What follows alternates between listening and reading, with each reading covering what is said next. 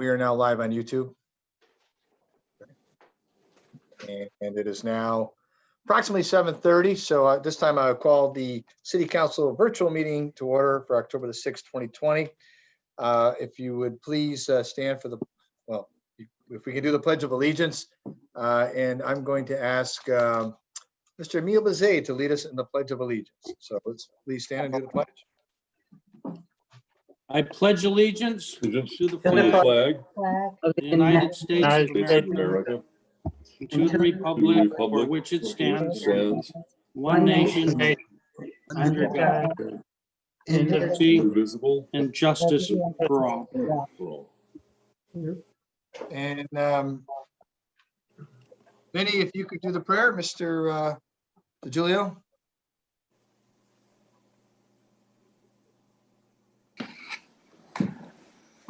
Sit for the prayer.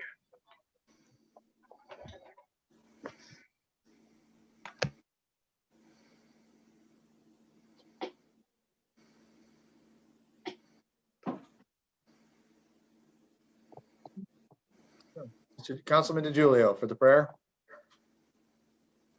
You see him? I don't know if he's on yet. Yeah, I'm mute. He may be on mute. Your Honor, I have 7:29 as the time right now. Okay, we'll wait a minute. He may just be getting on. Taylor, you got him in the waiting room? Not yet. Not yet. It's 7:30. Yeah, I have 7:29 on both my iPad and my phone, so.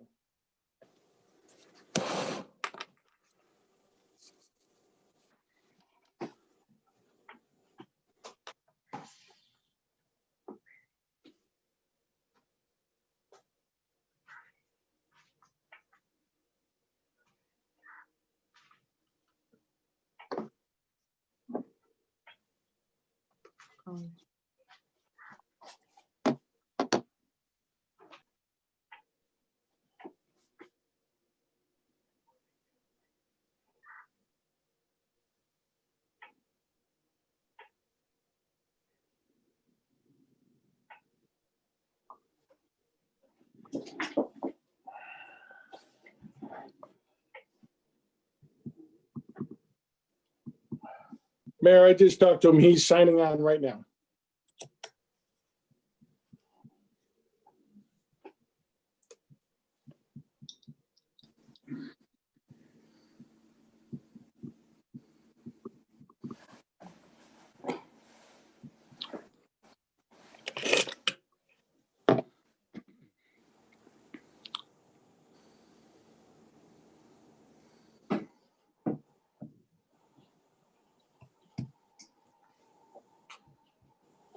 Okay, Councilman DiGiulio, I think you're with us now. If you could lead us in prayer. Yes, thank you. Sorry for the delay. We are thankful for this day you have given us, its blessings, its opportunities, and its challenges. May we appreciate and use each day to do what is right for the greater good of all that we diligently serve and represent. We pray for strength and guidance as each day's duties and challenges are embraced. May we be challenged to give our best always, and may we be assured of your presence within and among us. We pray for your continued strength and support during these uncertain and trying times across our city, state, country, and globe. May all of those impacted find resolve and look forward to better times. May those no longer with us rest in peace. We also ask that you bless our beloved and dedicated men and women serving in our armed forces throughout the world for their safe returns and selfless service for which we are forever indebted. Amen. Amen. Thank you, Councilman. Will the clerk please call the roll? Alves, Present. Bazade, Present. Mike Esposito, Present. Levy, Present.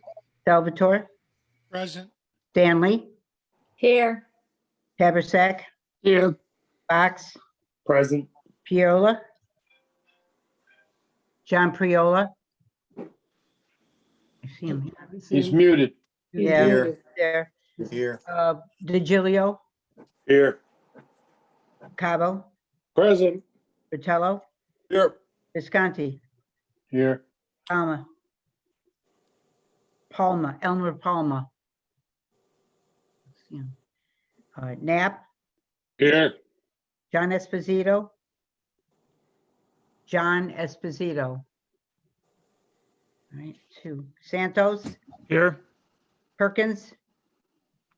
Perkins. 3. Chianese, Present. Ben, okay. Kamiza. Kamiza, Present. That was Esposito. who's that? Here. Wait a minute. That was John Kamiza's here. Esposito? Yeah, John is here. I'm asking about Nancy Kamiza. I'm here.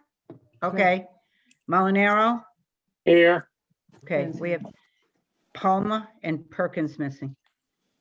Okay, so there being 19 present and 2 absent. Let the record reflect that Councilman Palmer had a last-minute business commitment that came up within the last 25 minutes. The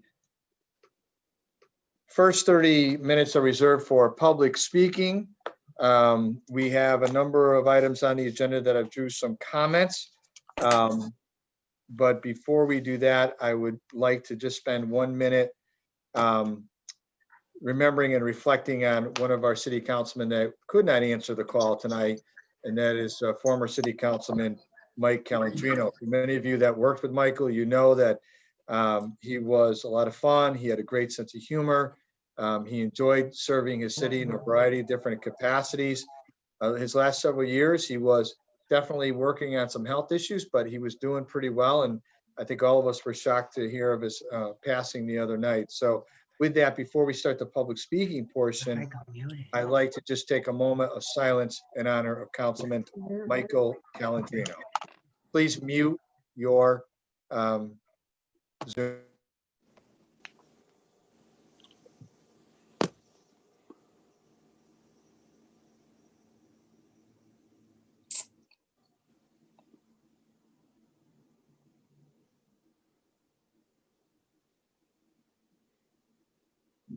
Thank you. Councilman Bezaid, could you please mute your speaker? Thank you. And I believe we're letting in Councilman Perkins, right? Okay. So there will be 20 present, 1 absent. Okay, first 30 minutes, as I mentioned, are reserved for public speaking. Item 6, the naming of the wastewater treatment plant, and for John Oliver drew a ton of comments tonight. First off, behind me up on the board, you'll see a bunch of comments that were from literally all over the world. I will not read them because they're not from residents and or taxpayers of the city of Danbury, but to give you a flavor, we had comments from Ireland, Germany, Great Britain, Scotland, Nashville, Bethel, Richfield, New Milford, New Jersey, of course, Hawaii, which we all wish we were there right now, as well as a bunch of other places that have not been mentioned. Again, those are not Danbury residents, so they cannot be read into the record. I have a comment here from Tom Brown of 10 Valerie Lane, Danbury, Connecticut. Tom has 2 comments. One is on agenda item number 19, which is department reports. The Danbury Police Department. Connecticut House Bill 6004, an act concerning police accountability, co-sponsored by State Senator Julia Kushner, includes provisions that were implemented upon passage. Others on October 1st, and still more to be phased in on later dates. The House Bill 6004 provisions implemented upon passage and passage in on October 1st required specific administration action and training by municipal police forces. Is the DPD compliant with the HB 6004 provisions in effect as of this date? And when can we expect our Danbury Police Department to be 100% trained and equipped with body cameras and dash cameras? And then on agenda 7, which is the extension of the collective bargaining agreement for DMEA. This item, his comments are, this taxpayer does not endorse a general practice of simply extending the effective date of collective bargaining agreements, giving pay raises with no effort to improve productivity and efficiency. In the instant case of the DMEA contract, Danbury taxpayers are still waiting after 12 years for the metrics to support the claimed savings produced by City Hall's 4-day work week.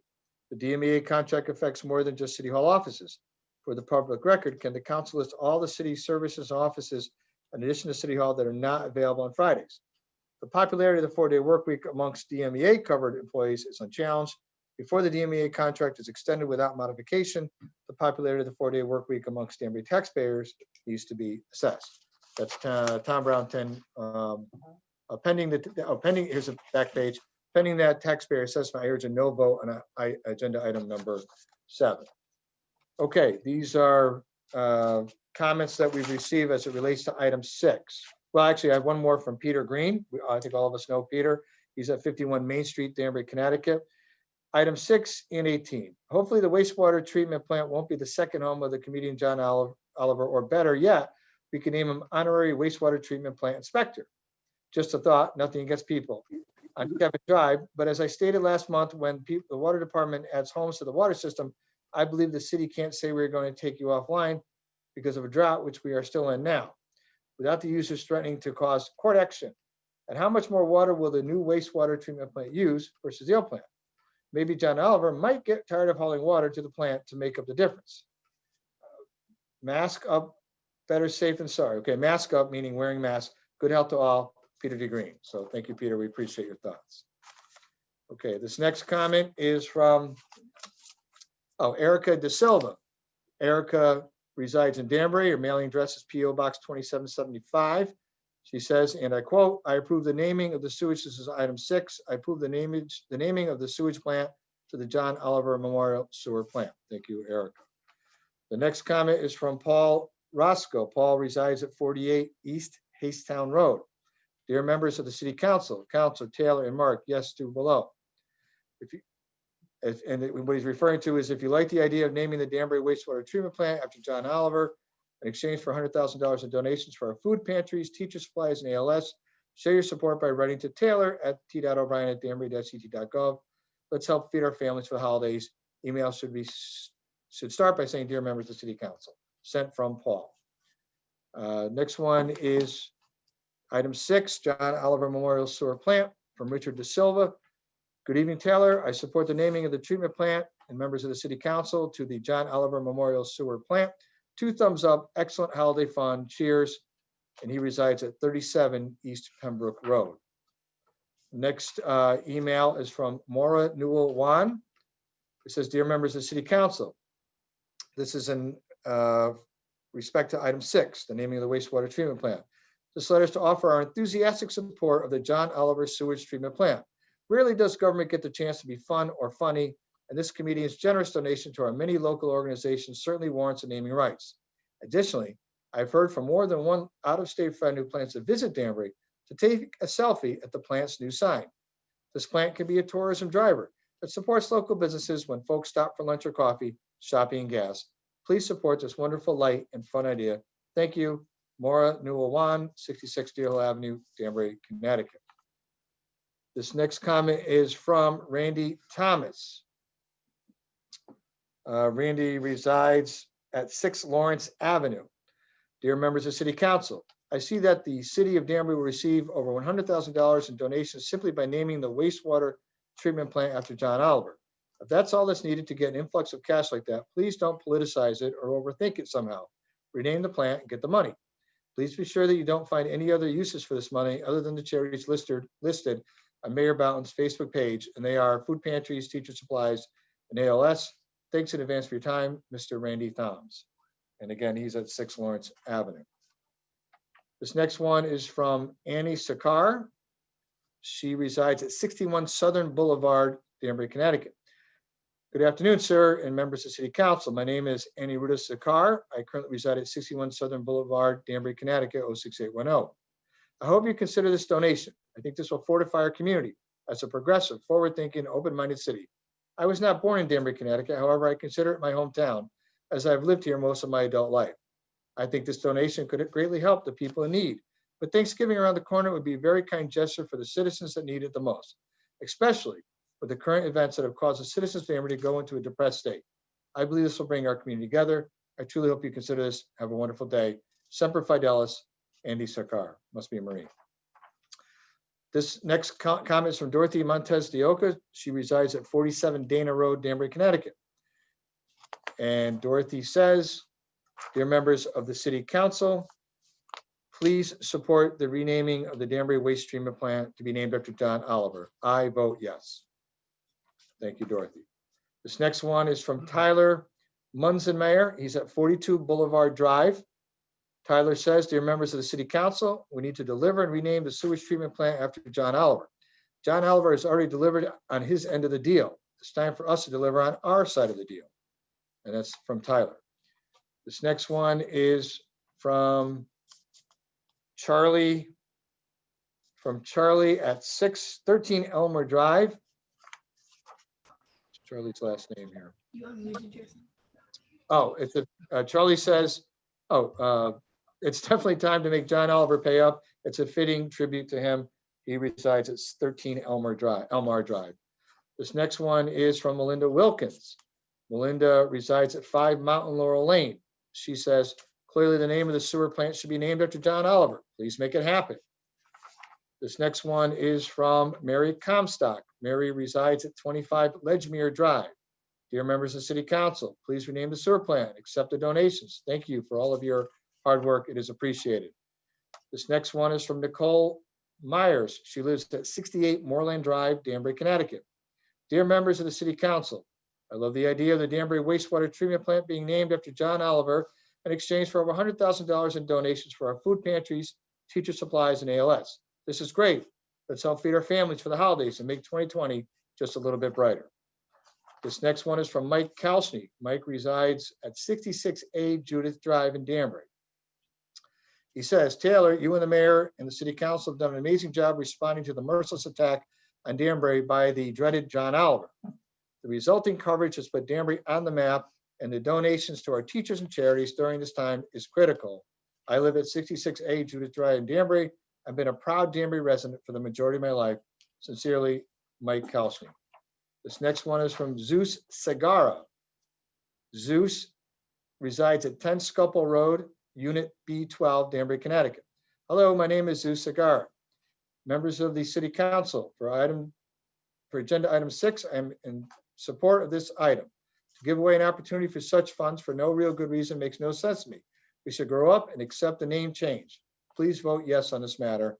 Concerned Danbury residents, stay safe, Zeus Segara. This next one is from Mark Stanton. Mark resides at 6 Tanglewood Drive. Dear members of the City Council, I like the idea of naming the Danbury wastewater treatment plant after John Oliver in exchange for donations and for our food pantries, teacher supplies, and the ALS Foundation. Be well, Mark Stanton. This next one is from Deborah Stanton. She resides at 60 Padenham Road, Unit 19. No relation to Mark. Hello, I'm writing to you to support members of the City Council. I'm writing to you to support the renaming of the sewer testament plant after comedian John Oliver. Not only will the generous financial donations help so many people in Danbury in so many ways, the community spirit this feud has generated is priceless. During these uncertain times, it gives us a few moments of levity and a time to laugh. Please consider approving the John Oliver sewage treatment plant. Best regards, Deborah W. Stan. This next one is from Carol Ryan. She resides at 4 Maple Lane. Carol says, dear members of the City Council, please name it John Oliver Memorial Plant. Yes. This next one is from Ashley Wallace.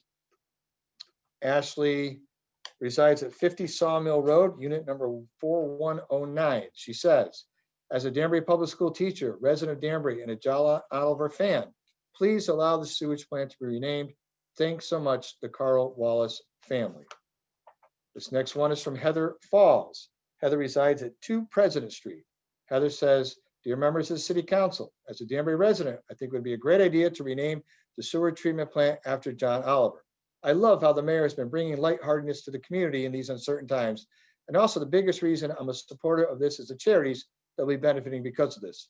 At the end of the day, that's the most important in this topic. It would help so many. So please add my vote yes to the City Council meeting. Signed, Heather Falls. This next one is from Joan Mead. Joan resides at 23 Jefferson Avenue. Joan says, dear members of the City Council, I'm encouraging you to proceed with the naming of the sewer plant in the name of John Oliver.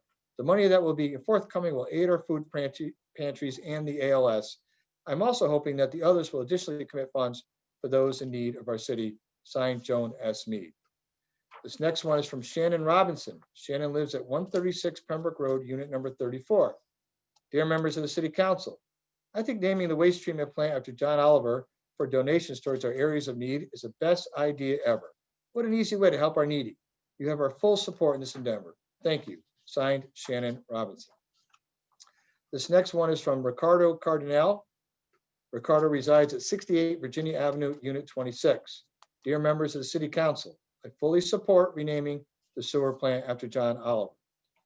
This next one is from Helen Veriker. She's at 166 Old Brookfield Road, Unit 28-3.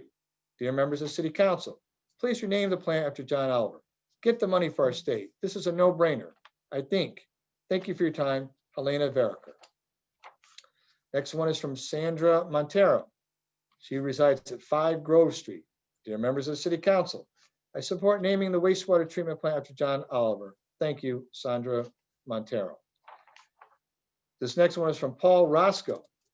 Dear members of the City Council, Taylor and Mark, yes to below. Paul, we read that one. This next one is from Olivia Lynch. Olivia resides at 24 Laurel Street. Dear members of the City Council, I'm in support of naming the Danbury wastewater treatment plant after John Oliver in exchange for donations for our food pantries, teacher supplies, and ALS. Please do not let Danbury down and all this opportunity to receive this donation. This next one is from Joe Zenovich. Joe resides at 27 Judith Drive, Danbury, Connecticut. Dear members of the City Council, I'm in full support of naming the sewer plant after John Oliver, given his promise of donations and the matching support of area banks. This has to be one of the easiest decisions the town council can ever make.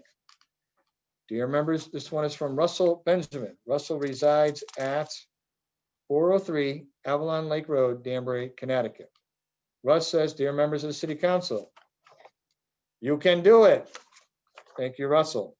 Rename the dump and get that donation. Best regards, Russell W. Benjamin IV. This next one is from Kathleen Donnellan. She's at 5 Abigail Road, Danbury, Connecticut. I think, dear members of the City Council, I think changing the name to John Oliver is an awesome idea and fully approved. This is a great benefit for Danbury. This next one is from Estelle Goldberg. Estelle lives unit number 9A on First Street Extension, Danbury, Connecticut. Dear members of City Council, anyone who has lived for any period of time in Danbury knows that we have skunks. I've never in my life lived anywhere where the skunks were so active. In fact, my dog got hit by one nearly 2 months ago, and despite multiple baths, she still smells funky. That said, what the heck is this? You gotta read it. Okay, I will personally genetically engineer nuclear super skunks, release them around the city, and pay off every trapper in Fairfield County to ignore the problem if the city does not name the wastewater plant in honor of John Oliver. I have 3 children and have been locked inside the house with my family for nearly 7 months. If I can do that, I can definitely launch the war of the skunks. In short, there's not enough vinegar and baking soda in the Northeast to absorb the long-lasting stench of my wrath. Should the city deny this amazing opportunity, John Oliver Memorial Sewage Plant now. Thank you, Estelle. This one is from Susan Eway. Susan resides at 9 Clearbrook Road, Danbury, Connecticut. Dear members of the City Council, Taylor, Mayor Mark, please get it done. Okay, Susan. This one is from Tracy Ramez. She resides at 9 Wixon Road. Dear members of the City Council, I support the naming of the wastewater treatment plant to John Oliver for the donation to our food pantry and teacher supplies. My address is 9 Wixon Avenue. Sincerely, Tracy. This next one is from Rafael Fayoza. He's at 21 Virginia Avenue. Raphael says, dear members of City Council, I support the John Oliver Sewer Plant name. This next one is from Marge Gavlik. Dear members of City Council, I feel the John Oliver offer of funds is too good an offer to refuse, especially during these trying times. Positive things can come from this. Avid fans of John Oliver making visits to take photos in front of the plant, adding to Danbury business in the area. It's like John Oliver has adopted Danbury. Hopefully a wonderful relationship can be further fostered. Sincerely for Danbury, Marge Gavlik, 4 Briar Patch Lane, Danbury, Connecticut. This next one is from Robert C. Thompson, 91A Clapper Ridge Road, Danbury, Connecticut. Dear members of the City Council, I believe that it would be fantastic to rename the Danbury wastewater treatment plant after John Oliver in exchange for donations for our food pantries, teacher supplies, and ALS. Additionally, since John Oliver likes to talk about Danbury on this show, I think it's wonderful publicity for our city. Sincerely, Robert C. Thompson. This next one is from Ashley Davila. She's at 38 Padenham Road, Apartment 3. Hello, I'm writing to express my interest in renaming the treatment plant. I don't really care about the joke at all, but I do care about food pantries, teachers, and ALS. That's what really matters anyways. Have a great day. Best, Ashley. This next one is from Michael Kelly. Michael resides at 6640 Acre Mountain Road. Dear members of City Council, great idea. Sent while I'm out of the office, so please excuse my typographical errors. Thank you, Michael. This next one is from Jamie Aprinian. Jamie resides at 6 Fanton Road. Dear members of City Council, please immediately approve the renaming of our sanitation plant in honor of John Oliver. I'd also like to remind you that Election Day is almost here. It's not approved. Well, before then, I won't be able to vote for you. Okay, Jamie, I don't know if that's going to be an issue this year. Okay. Next one is from Carrie.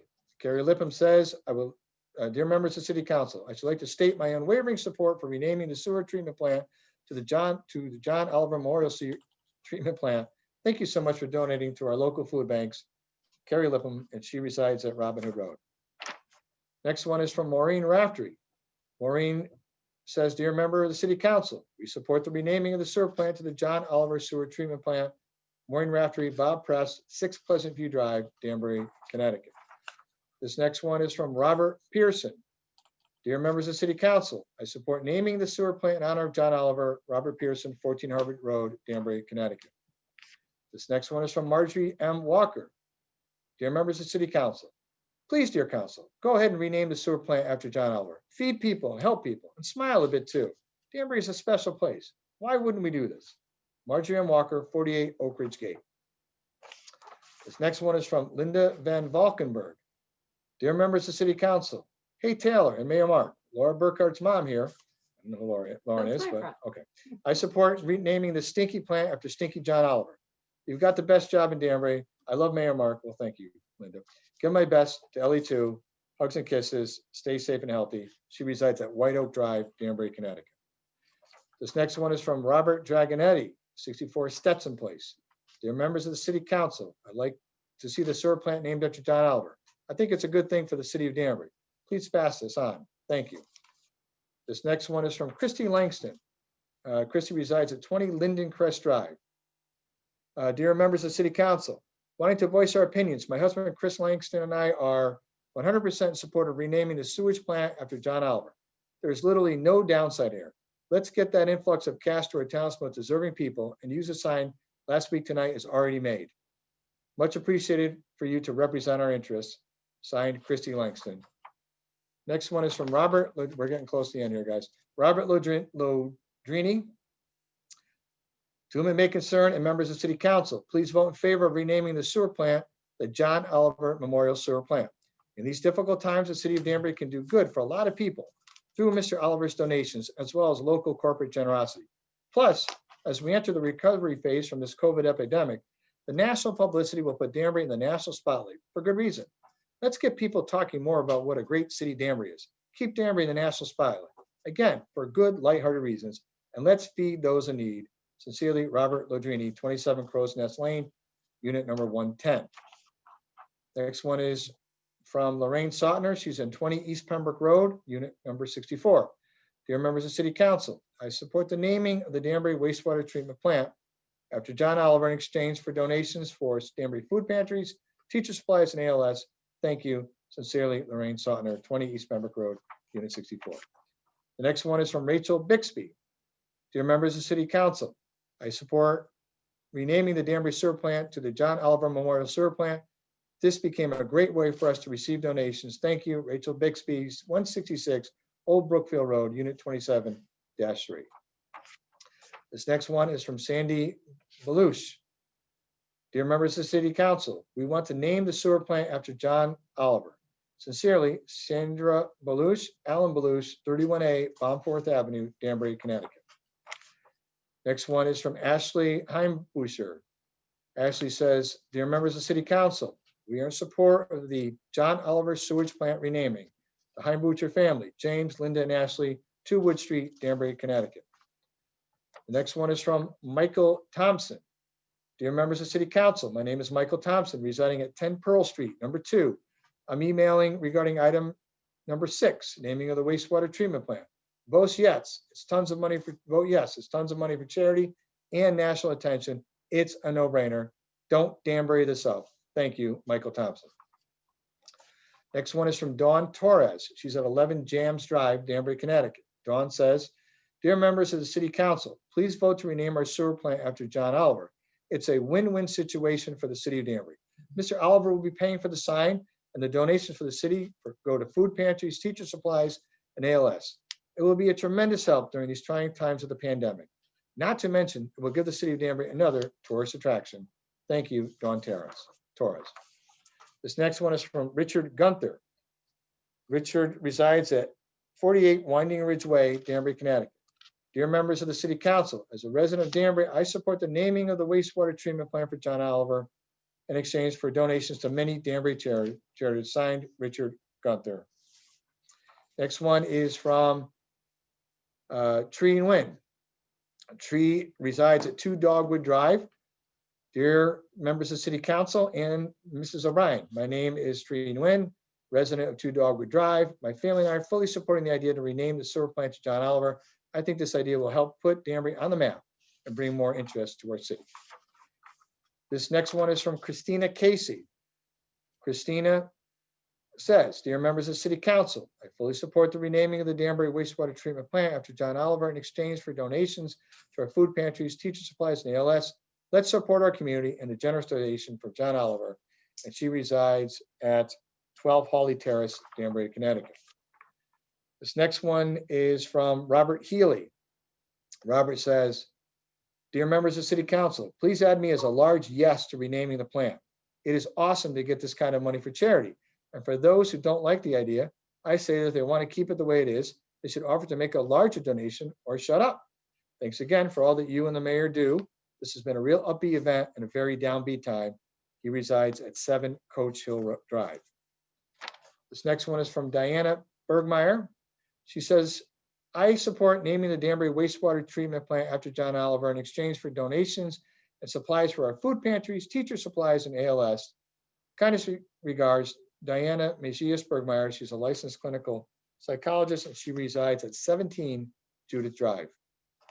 This next one is from Liz Corelli. Liz says, "Dear members of the City Council, I am in support of naming the sewer plant after John Oliver. The donation will help so many in need. I also believe we will get many tourists. Thank you, Elizabeth Corelli," and she resides at 5 Candlelight Drive, Danbury, Connecticut. This next one is from Naveen Alexandra.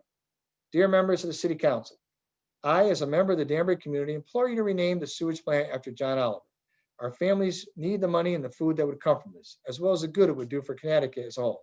If you don't vote in favor of it, you block the renaming, I can promise you all that I won't vote for you. Cheers." Thanks, Naveen. Alexandra Aprinian, she's at 6 Fanton Road, Danbury, Connecticut. This next one is from Juan Vasquez. "Dear members of City Council, hi, Juan Vasquez at 84 Maple Avenue, Danbury, Connecticut. Please vote yes on this John Oliver thing, for God's sakes. 100 USD in donation. It's funny, it brings attention to the city. Give the people something to smile about during these times. Please don't Danbury this up. Relax and have some fun for a change." And again, he's at 84 Maple Avenue, 2nd floor. This next one is from State Representative David Arcani. He resides at 141 Great Plain Road. He says, "Dear members of City Council, this is on agenda item number 6, naming of the wastewater treatment plant, and agenda items 2, 3, and 4. Good evening, Mayor Mark and honorable members of the City Council. I'm writing today to express my strong support for agenda item 6, the renaming of the wastewater treatment plant to the John Oliver Memorial Sewer Plant. Despite all of Mr. Oliver's success in life, I can think of no higher honor than to have the Danbury plant renamed after him. This will be his legacy. On a serious note, local food banks will receive much needed funds to feed our constituents during these difficult times as a result of this good-natured rivalry. This is a win-win for the city and our constituents. I hope this agenda passes unanimously. I also like to congratulate Walter Artiega, Dennis Ricard, and Seth Ambruso on their appointment to fire lieutenant. Thank you for your continued service to our great city. All the best, State Representative David Arcani." And this one is from Joseph W. Britton. Joseph W. Britton, his address is 14 Fairfield Avenue, agenda item number 6, naming of the wastewater treatment plant. Mayor Bowden and members of the City Council. My name is Joe Britton, and I live at 14 Fairfield Avenue. I write to you tonight in my capacity as a young person, but laws of Danbury, and not as a member of the Board of Education. I wish to express my full support for agenda item number 6, which is a resolution to name our wastewater treatment plant the John Oliver Memorial Sewer Plant. I understand the comments made in jest by Mr. Oliver about Danbury are difficult to interpret. Some of them may even come off to those unfamiliar with his comedic style as insults. However, as an avid John Oliver television watcher, I can say with the utmost certainty his comments were in fact compliments, so no need to worry about that. That said, there's something much bigger here, the donations. We have an HBO star willing to make donations to Danbury people and teachers, a need that will amount to a 6-figure sum of money. This money will directly put food on people's plates and resources in our children's hands. 6 figures for a sewer plant name. This is a slam dunk, a no-brainer. In closing, not to put the pressure on any of you, there are a lot of people watching Danbury right now. I say this because I've gotten texts from friends in all different states across the country saying they've been following this. Therefore, I implore the City Council to pass this resolution tonight without delay. Do it for the kids. Do it for Danbury. Thank you for your time and your service. Joe Britton, City of Danbury. Okay, I think that's it. And I finished just on time within a half an hour. So we appreciate everybody's thoughts and interest as they move this forward. I'll now move to our public announcements. We are going to use this time period to have a briefing from Dr. Sal and from Kara. And I know Dr. Sal is on a time schedule, so I'm going to try to get Dr. Sal up first so he can talk a little about the school reopening. Is he still on? Okay, so let's Dr. Sal, if you can go first, and then we'll pull Kara up. Or if the council during the question period wants to bounce between the both, they can. So Dr. Sal, if you can give us a briefing on schools. Okay, thank you for having me tonight. I appreciate it. Let me begin by saying that I know I've seen many council members on our board meetings, so they've been aware of our circumstances.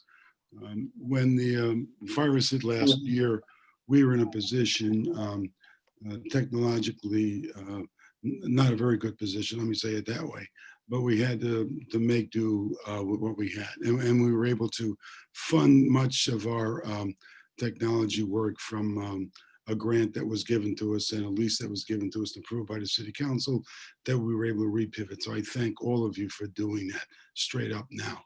That enabled us to put a technology in the hands of all of the youngsters.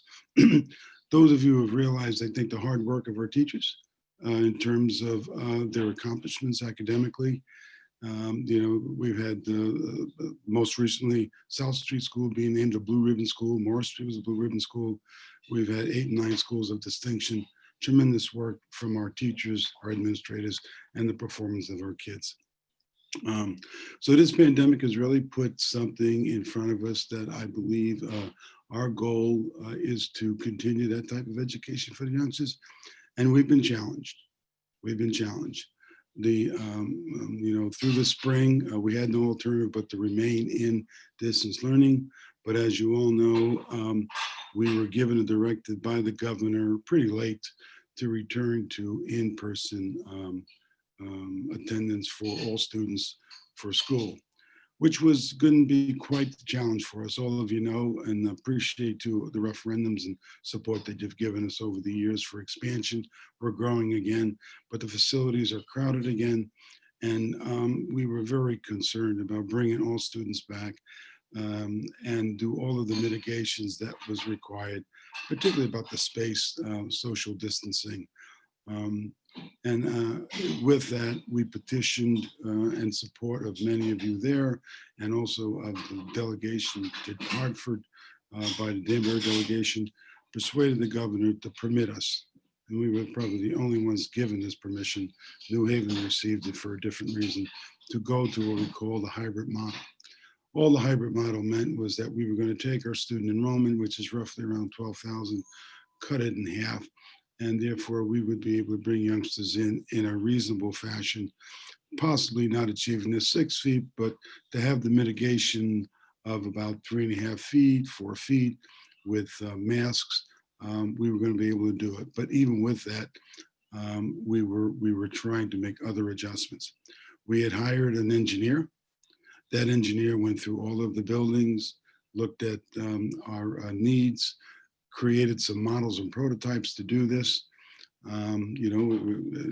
Venting is always an issue, lack of windows in some of the schools, things of those natures, in addition to spacing, was looked at for improvements. And I want to thank Sean and his group for being attentive this summer, and Antonio for getting out there and doing a lot of the needed repairs to make it possible.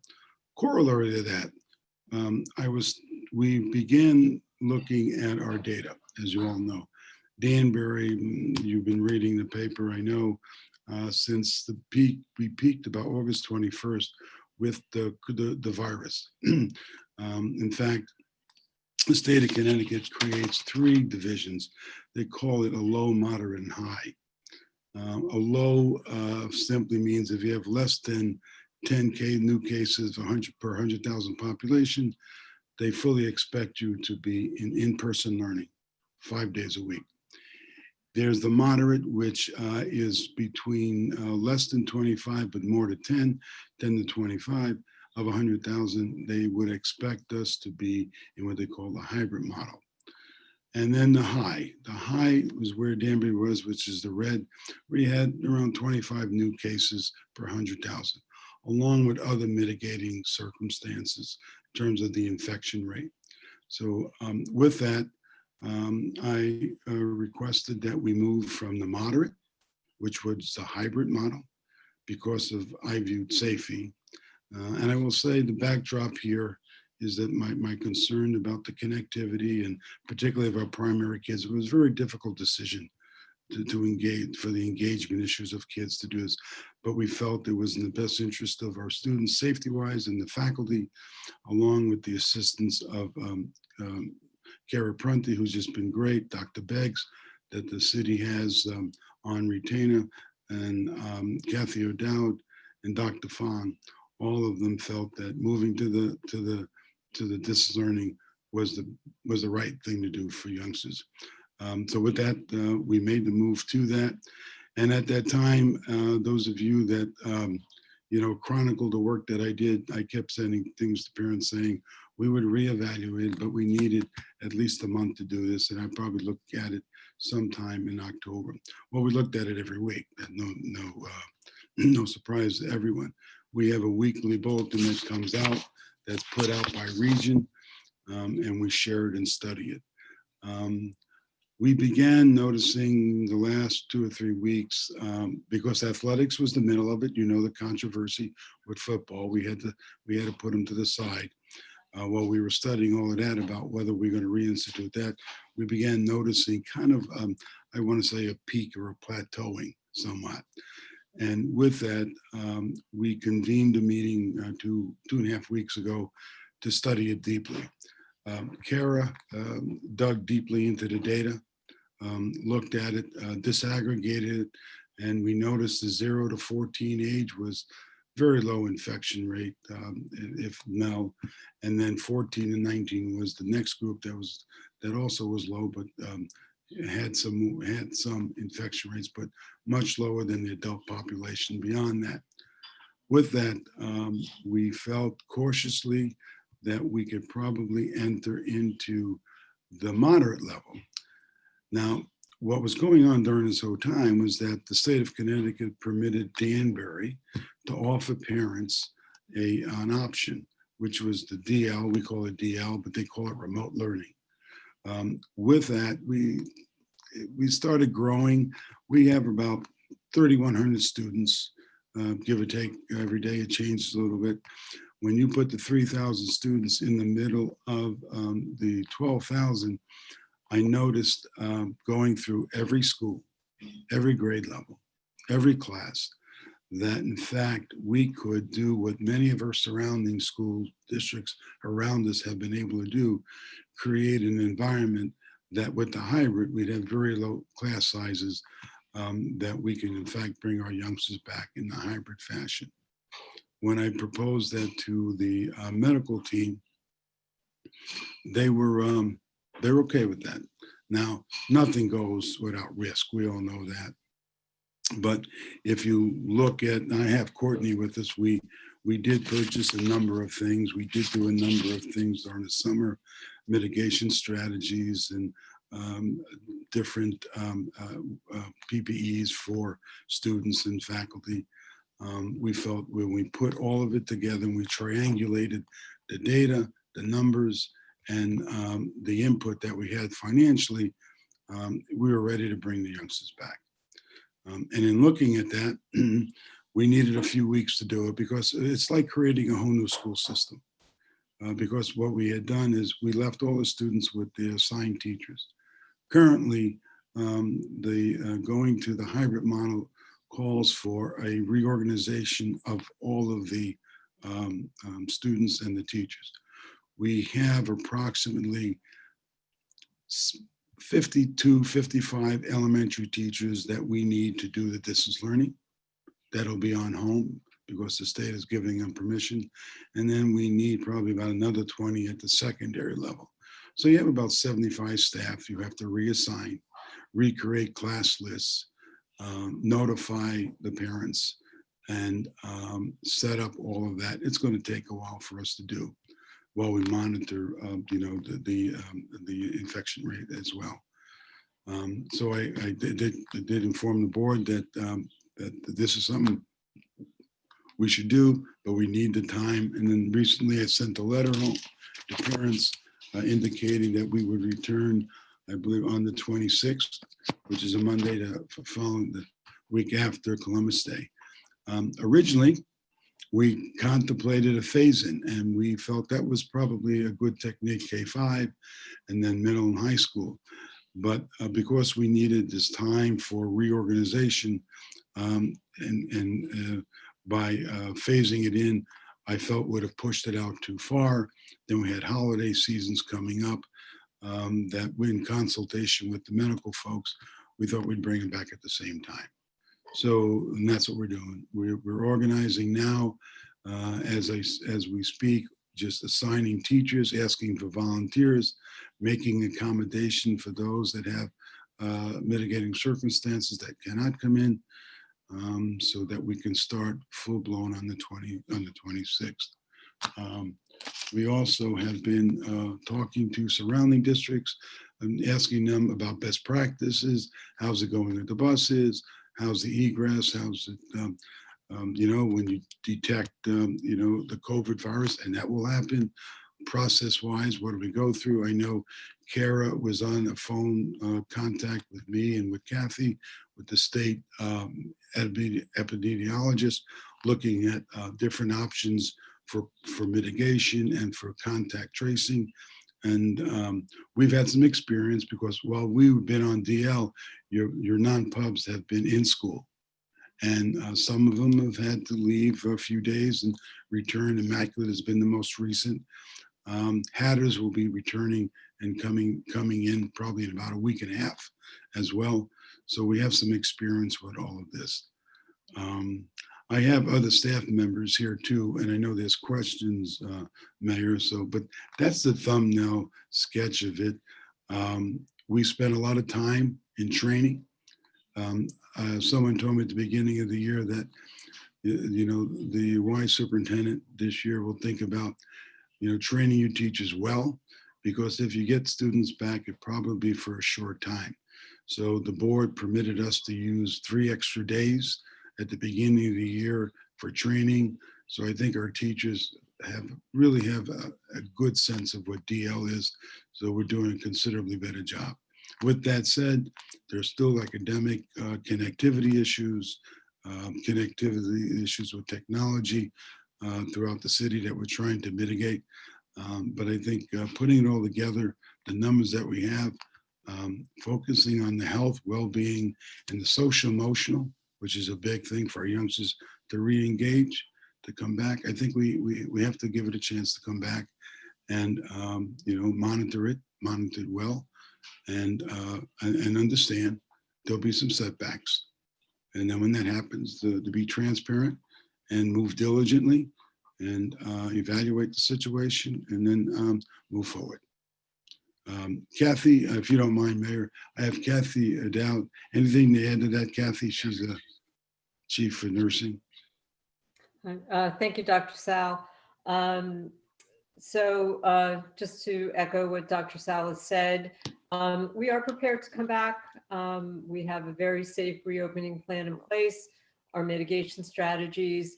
And the one thing I will say, based on the experiences that we've had currently with the non-public schools and in my communication with colleagues from around the county and the state who have been in school, I can say that we're not seeing cases of COVID spread in the schools. In Danbury, where we've had to either close a classroom or quarantine a cohort in a certain school because of a positive case of COVID, as a result, and everyone being tested, we're not seeing that spread in school. So the spread is within the community. It shows those mitigation strategies are working. And we have those in place, and we're prepared to welcome our students back. And for the council, we've been, as I said before, checking with surrounding districts. I sent most recently, Mr. Walston went to Bridgeport. Of course, they're in school. Mr. Donovan will be going to Stanford and some of the other schools in terms of just to look and learn and practices, because we have, things on paper. They're actually doing it to see if we have to make some adjustments. This is something that, is new. The one standard is that things change. What I've said to everyone is that as we implement this, we not only would have to pull back if something should hurt with COVID, but we may have to change directions in in the model itself, make necessary adjustments. We just don't know. We want to do what's best for youngsters academically, socially, emotionally, and with safety. Kevin, anything to add to this while Kevin Walston? So I think it's just important to note for the city council and for the community to know that with the help of the director of facilities and operations, Courtney, who is on this call, we set up a template to help operationalize the school reopening plan, the district reopening plan at every single school site. And so, we actually walk through schools with every principal in the district.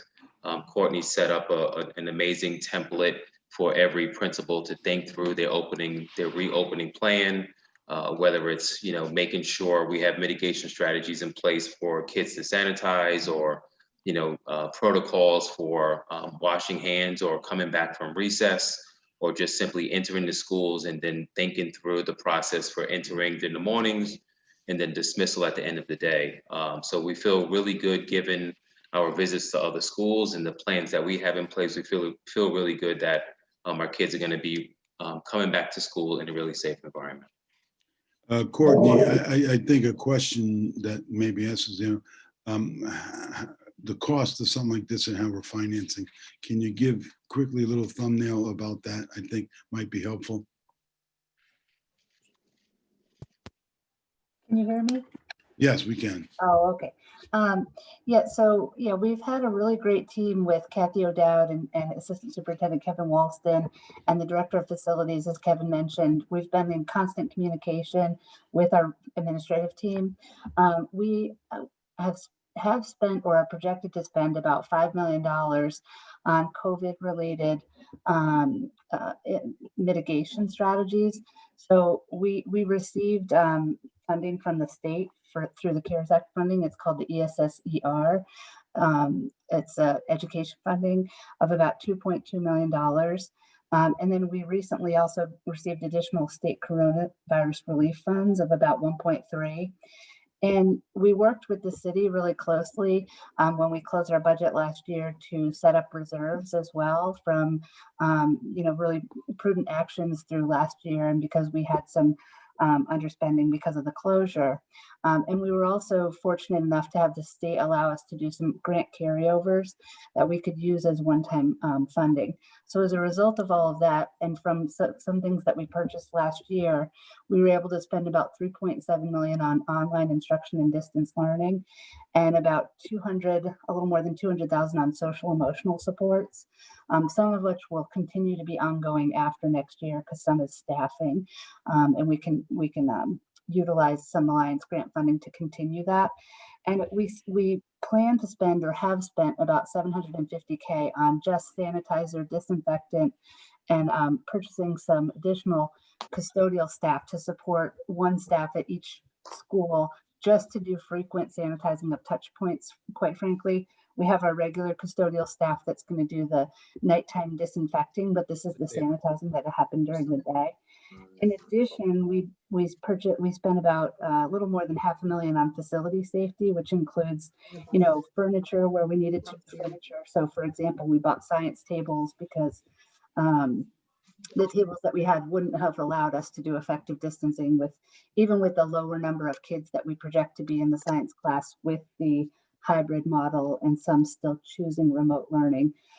So some furniture accommodations, desk shields where they're needed for face-to-face contact with teachers, like intervention work that they're doing or work with individual kids that have special needs, for example, as well as PPE. I know there was a lot of talk about us potentially not having PPE, but we were one of the first districts. I mean, Kathy has a great relationship.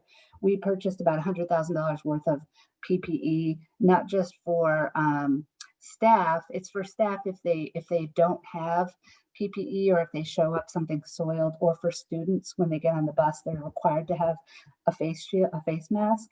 And if they don't, we have backups for them. But people are required to have their own. We just provide it if they don't show up with it. However, the state just gave us, the city went and picked it up for us today. I want to say thank you to the city because we got an additional 12,000 face masks today. So we will be distributing those. Dr. Sal, I don't know if you heard, to staff. So everybody will have at least one face mask that they can wash and have from the district.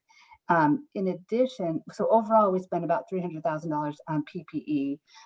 So additional PPE just for special education and special needs children, because there's additional need for disposable gowns and things like that because of secretions and things.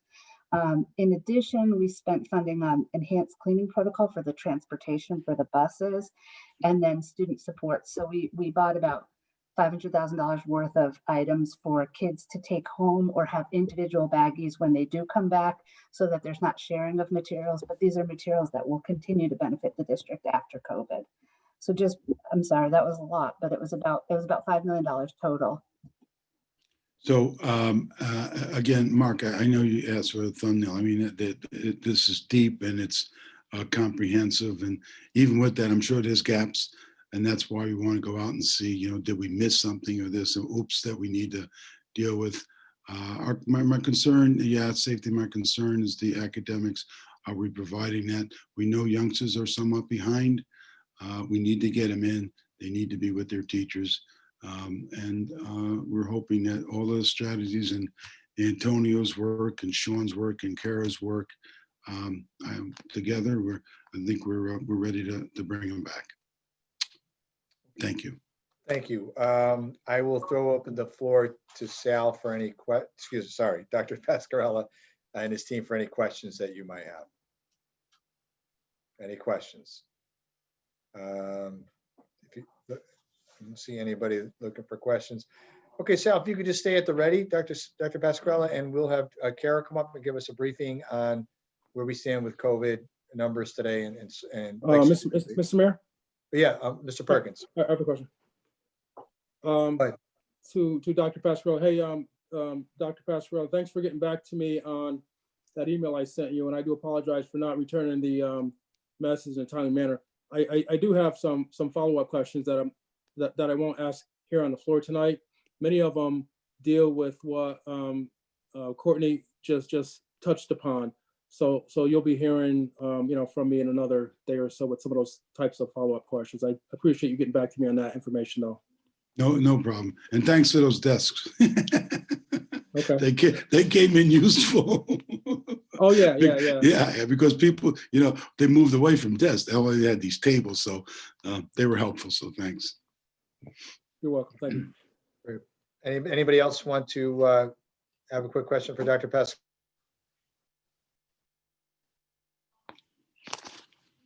Mark, you're. Yep, Mr. Levy. Yep, Warren. There you go. I just wondered, I've seen where children entering the schools, they're taking the temperature. Will we be taking the temperature of students coming into school? One of the advantages of doing it now, we've been able to really look at best practices. And Kathy, could you please talk about that? That's been asked. By the way, City Council, questions like this, we worked with the PTO last night. There must be, I don't know, 70 questions on our website that you might want to look at it. It's helpful. Go ahead, Kathy.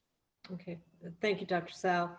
No, we will not be taking temperatures of children or staff as they enter into the building, and there's several reasons for that. All of our plans have been based on guidance from the Centers for Disease Control and the state and local departments of health. So at this time, temperature taking is not recommended. It is not, the sole determination for someone that may have COVID. In addition, when we talk about taking temperatures on the forehead with those thermal scans, the environmental temperature affects that reading. So if it's a cool morning or if a child has come from a heated car, you may not get an accurate temperature. We will be sending home for staff and for families a checklist that we're going to be asking them to monitor for symptoms in the morning, and that if any of those symptoms exist, that they would not come to school. In terms of temperature taking, that's something that can be done at home. And we also had a donation of thermometers from CARA in the city over the summer. We distributed them at our food sites, and we do have extras that the school nurses will be able to distribute, so families will be able to do that at home as well. And in addition, if we think about some of the elementary schools where we may have 200 students versus the high school, maybe 11 or 1,200 students, it really isn't feasible in a time factor. We would be losing educational time if we had to be checking temperatures. And since it's not recommended, we have opted not to do that. Mr. Taversack. You're muted, Mr. Taversack. Just unmute yourself.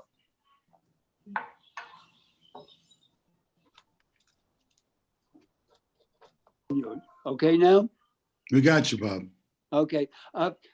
Just concerned about the busing.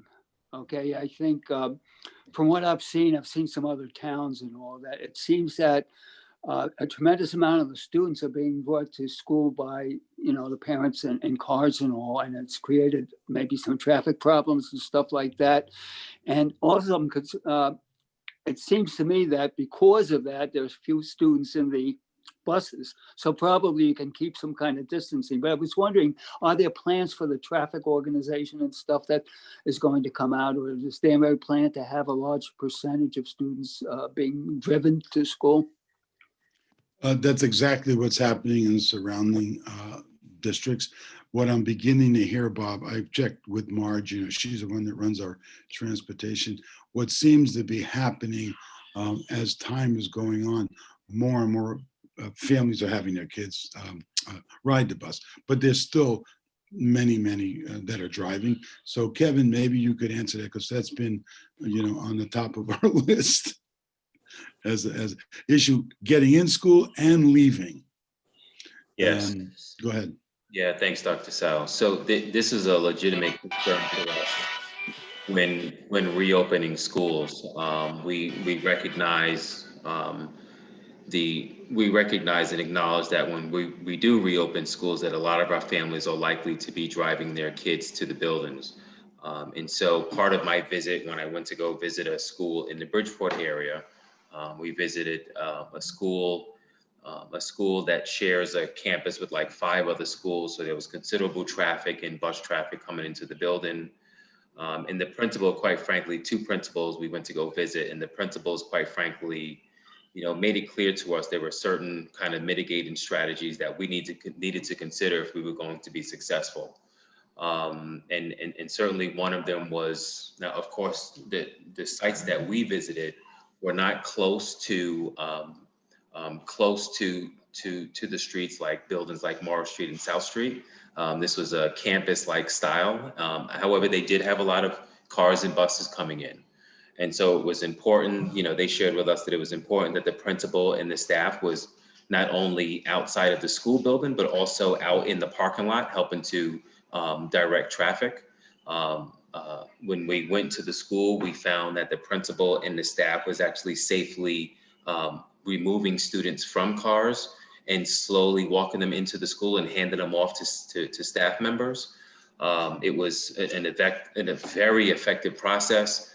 In fact, I had an opportunity to meet with all 13 of our K-5 principals today, walking them through my experience with the visit, and then asking them, and if they would like, I certainly can ask if that principal could be available to make them, to further familiarize them with that process. We also talked about a process in which, and I'm sure this is going to look very different from building to building, but also talk about a dismissal process to make sure the dismissal can run smoothly, so families are not waiting forever, so we're not backing up traffic into the community. The schools that we visited, they actually, a number of staff members and the principal, they all have radios. They're releasing from classrooms, so all of our students are not congregated in one space. It was actually a very efficient process that they walked us through. And so these are some ideas that we're sharing with our principals, and the principals are considering all of these things to, one, make it safe for kids, but also make the process as effective as possible for our families so they can get in and out of the school area, and so that we're not congesting traffic for the community. But we're certainly going to need to work with the police department, work with our schools, our safety advocates, and frankly, all of our staff is going to be all hands on to help make sure the kids get in and out of the building safely, but also to continue to move the traffic, because we share your concern. We know a lot of our parents are going to drive their kids to school, and we certainly understand, but we'll certainly be working with the principals to prepare for it. And being a hybrid, it just cuts it in half as well. So that's somewhat helpful as well. And Bob, we worked with our bus company for a dry run about doing some staging and things of that nature. There'll be some drill coming about, but that's one we got to watch, no doubt. That's one that's got to be watched. Okay, anybody else? I want to keep the moving going on. We wanted to keep Your this Honor? tight. Yes, go ahead, Paul. Yeah, thanks. I just want to make another remark about traffic. I know that at Park Avenue School, because of the redesign and the multiple lanes and the loop, it can be a little awkward loading and unloading at the same time. It's not that big a deal if there's events going on throughout the day, but everything happening at 8 o'clock in the morning or 3 o'clock in the afternoon, at least for the first week or two that school opens, can be problematical. But as Dr. Sell pointed out, with the people still homeschooling, which is about 25%, and then cutting that in half, would normally mean that there'd just simply be less traffic effect. My concern is not so much about the people who are taking their cars and bringing their kids to school, but what are communities finding with buses? If you have a typical bus with a run that does the same thing every day with, say, 25 kids, what do they do if one of those kids comes down with COVID? Do they quarantine the rest of the kids on the bus and simply stop running that bus, or do they let the other kids take? What's the plan for that? I mean, we have the problem with a homeroom and with a gym when one of the children, a teacher, staff member, whatever, comes down with this test positive. You hate to think it's going to happen, but we know it's going to happen. What's the plan for the bus? Thank you. No problem. Thank you, Paul. Kathy, I know we've drilled this down. We've had some tabletops on this. Go ahead, Kathy. We will follow all the guidance of Addendum 5, which has come from the State Department of Health.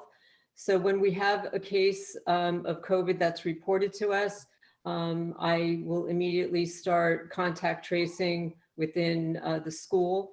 We will determine if, say a person, it could be a student or a staff member, but in terms of the bus, we'll talk about a student has tested positive. What we'll have to do then is do our contact tracing to find out who exactly was within what we call direct contact, which is 15 minutes or more within 6 feet of distance. And, that may involve the bus. So we may have to quarantine those students on the bus, as well as a particular cohort or a block, depending on whether it's elementary or secondary level. And then that case will also go to CARA and the health department, and they will follow up on the community contact tracing. Okay, all right, thank you. The thing last night, Paul, on something like that, if the kids do stay home, the good news is they'll be online learning. Correct. So, so they're home and they'll have the teacher and they'll have their technology back and forth every day. And so they should have them at home so we can continue. The Of course, contact tracing Right, is we the issue. have that flexibility, but it does, some of these bus runs are pretty long, 30, 35 minutes. We could lose a bus for a couple of weeks. I mean, it's just something we have to look at. Thanks. Yes, that's a possibility, yeah. Hey, folks, just want to remind you, a lot of the stuff is covered at the Board of Ed meetings. You're free to view those, to watch those. They're done in public. We've got a lot of stuff to cover here tonight, and frankly, we're out of our lane here. These aren't decisions that are left up to this council. They're really made by the Board of Education. And but certainly we appreciate Dr. Sal being here. So any other questions? Last question for Dr. Sal. Mayor? Yeah. Okay. Councilman Alves. Yep. Dr. Pasquarella, just real quick, thank you for you and your team to being here tonight. I would normally go into a longer thank you, but for the sake of time, I won't. Are we still going to be going by what the state recommended metric for community positivity rate? And if the cases per 100,000 jump to 25 plus, is that going to be the threshold to send people to distance learning, the children to distance learning, or are those numbers going to change? Let me answer it this way. They look for patterns, and there could be some spikes. And I think the due diligence that we've been doing in town with CARA has been the ability to look at this data to make a decision. I'm going to let, there has been some discrepancies between the reporting. Each and every day, Kathy reports, right, Kathy, to the State Department? Maybe you just could tell the council that real quick. Is that correct? Yes, so every day, even though we've been on distance learning, our school nurses are in their buildings, they're working, they are communicating with teachers. So if a student on distance learning reports to a teacher that they either have COVID or there's someone in the home who's positive for COVID, or if a parent contacts a school nurse, they are following up with those families. So on a daily basis, I report to the State Department of Education the number of positive cases, either students or staff, and we identify that by building. Okay, and then Kara, can you answer that question regarding that standard? You're much more facile with that than I am. Yeah, thanks, Dr. Sal. So there's a couple factors that go into it. The primary is the 7-day rolling average, which is per 100,000, which is that what you're referring to, the 25 cases. And then the secondary metric is that positivity rate. So we look at it overall as a trend. If we see an increase and we go into the 25 cases for one day, that might not necessarily mean that we have to switch everything. It's just something that we follow and we'll all be in discussion about because we have to continuously monitor that. So we actually look at these numbers and watch these trends every single day. So Mark, I think I've called you a few times. We did get a few calls from the commissioner, and I think you were alerted by the governors. What is Danbury doing, their next steps? I mean, the whole idea is what they're expecting Danbury to be in school with youngsters. And so they challenge these numbers. We look at these numbers, and that's what our guidepost that we use to make the decisions on. Okay. Thank you, Dr. Pasquarella. Any other questions, you can ask him offline at his office tomorrow. Kara, let's roll right into your briefing on where we are in terms of COVID numbers for today and any other information you want to share with us. Sure. Thanks, Mayor. Good evening, everyone. As you've heard, the city has been stable the past few weeks for our COVID-19 metrics. Currently, our positivity rate is 4.7%, and our 7-day rolling average is 16 per 100,000.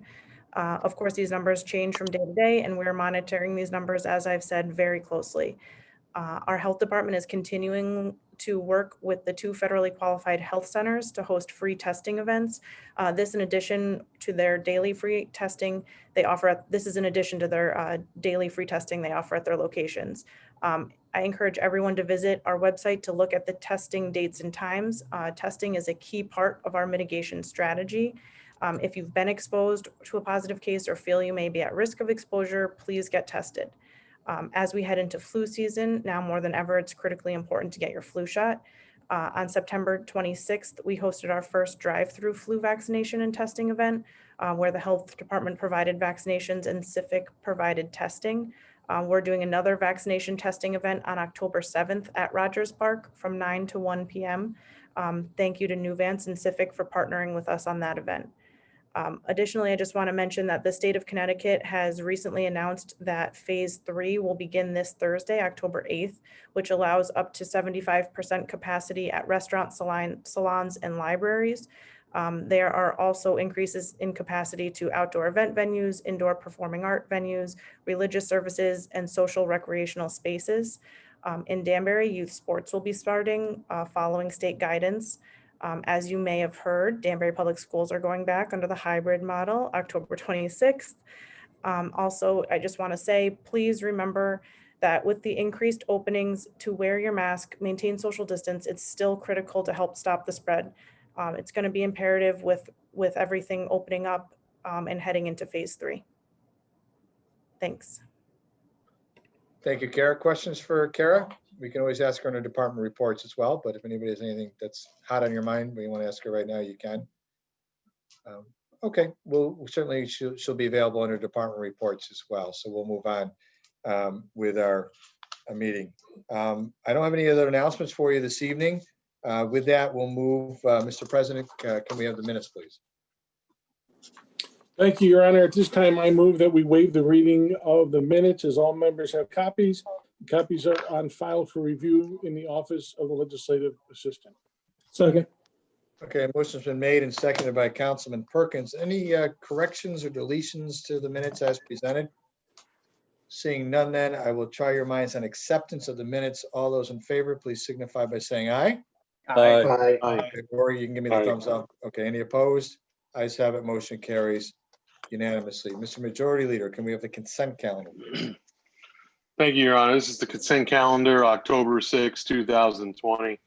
Item 11, receive the communication and adopt the resolution authorizing Mayor Mark D. Boughton or the Planning Director and/or Director of Public Works City Engineer as his designee to apply for and accept funding from the Connecticut Department of Transportation through its Community Connectivity Grant Program in an amount not to exceed $600,000, with funds to be used by the City of Danbury Planning and Zoning and Public Works Departments to help improve downtown sidewalks.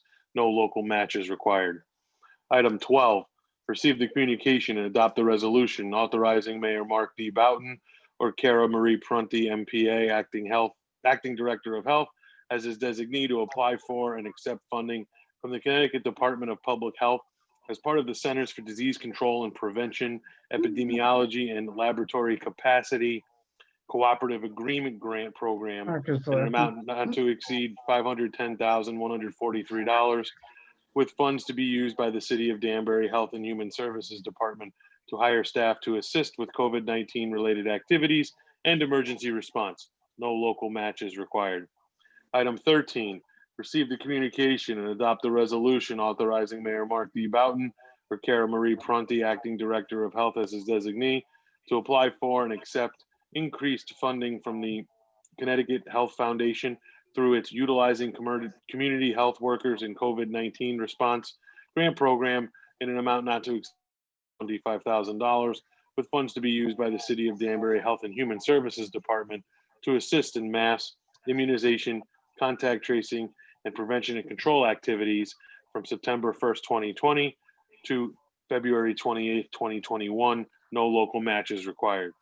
Item 14, receive the communication and adopt the resolution authorizing Mayor Mark D. Boughton or Police Chief Patrick A. Ridenour as his designee to accept funding from Aftermath Incorporated through its Aftermath K-9 grant program in an amount not to exceed $10,000, with funds to be used by the City of Danbury Police Department to enhance the K-9 unit.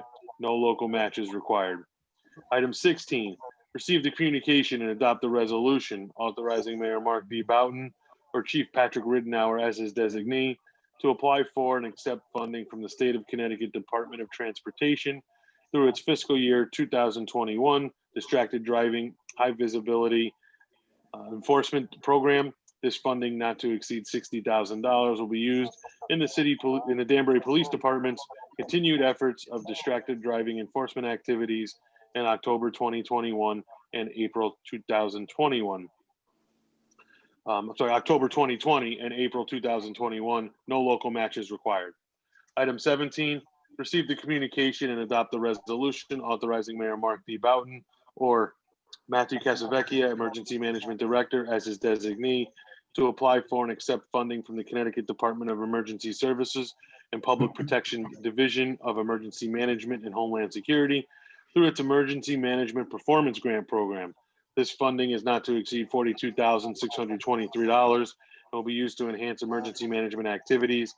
A local match of 50% is required and will be available from funds in the current fiscal year 2020 and 2021 operating budget.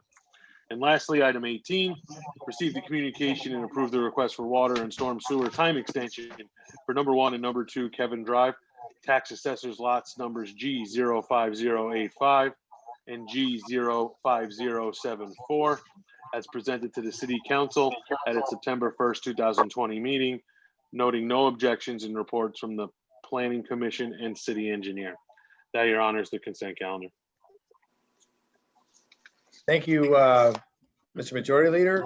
Is there a second on the consent calendar? Seconded by Mrs. Camisas made the second. Any changes to the consent calendar as presented? Mr. Cabo. Your Honor, if I could please just let the clerk record from my record on this. I will vote on the consent calendar affirmatively, but will need to recuse myself from items number 12 and items number 13. Okay, please let the record reflect that Councilman Cabo has recused himself from items number 12 and items number 13. Any other changes or corrections? Yeah, Mr. Salvatore. Mr. Mayor, point of order, shouldn't those just be taken off the consent calendar? We can, I mean, it's really a matter of a decision by a ruling by the chair. You could go either way with this. You could leave them on and have the record reflect that Mr. Cabo has recused himself from voting those, or we could vote on each item separately. Either way works. I mean, unless there's an objection from anybody on the council. I don't care. I don't care. That's fine. Okay, all right, thanks. Jean, thank you. Yeah. Okay, with that, I will try your minds. Thumbs up with your gadgets is the easiest way to do this. All in favor of the consent calendar signify. Thumbs up, or you can say aye. Aye. Okay. Any opposed? Ayes have it, motion carries unanimously. We're now moving on to the regular portion of the agenda. I just want to remind everybody that you will be muted. Your default position will be muted, and then you will be unmuted to speak so that we can maintain, so we're not stepping all over each other. We can maintain some kind of order. So with that, Madam Clerk, can we start with item 1, please? Communication, appointment of tax assessor. Dear council members, I hereby submit for your confirmation the appointment of Ms. Donna Murphy to the position of tax assessor. Ms. Murphy is a highly skilled professional with a wealth of knowledge and experience as a tax assessor. Ms. Windsor, Connecticut, and she most recently held the position of tax assessor with the town of Watertown, Connecticut. Ms. Murphy has a bachelor's degree from Westfield State University. She has extensive experience completing grand lists and successful revaluations, and she is currently a certified Connecticut municipal assessor. Ms. Murphy is scheduled to begin her employment with the city of Danbury on October 19, 2020. As demonstrated by Ms. Murphy's accomplished career, she is a highly qualified individual with the theoretical and practical experience that will serve her and the city of Danbury very well. Therefore, I am proud and honored to submit this confirmation for appointment. Thank you for consideration. Sincerely, Mark D. Boughton, Mayor. Thank you, Madam Clerk. What is your pleasure, Councilman Knapp? Yes, I got you, sir. Thank you. I'd like to receive the communication and motion to approve the appointment of Ms. Donna Murphy to the position of tax. Okay. Assessor. Second. Tax assessor. We have a little bit of problem with your Wi-Fi, Councilman, but I'm assuming that was a motion for the tax assessor. I think we got most of that. Seconded by, Correct. okay, seconded by Second. Mr. Shianisi. Any discussion as it relates to the appointment of Donna Murphy to the position of tax assessor?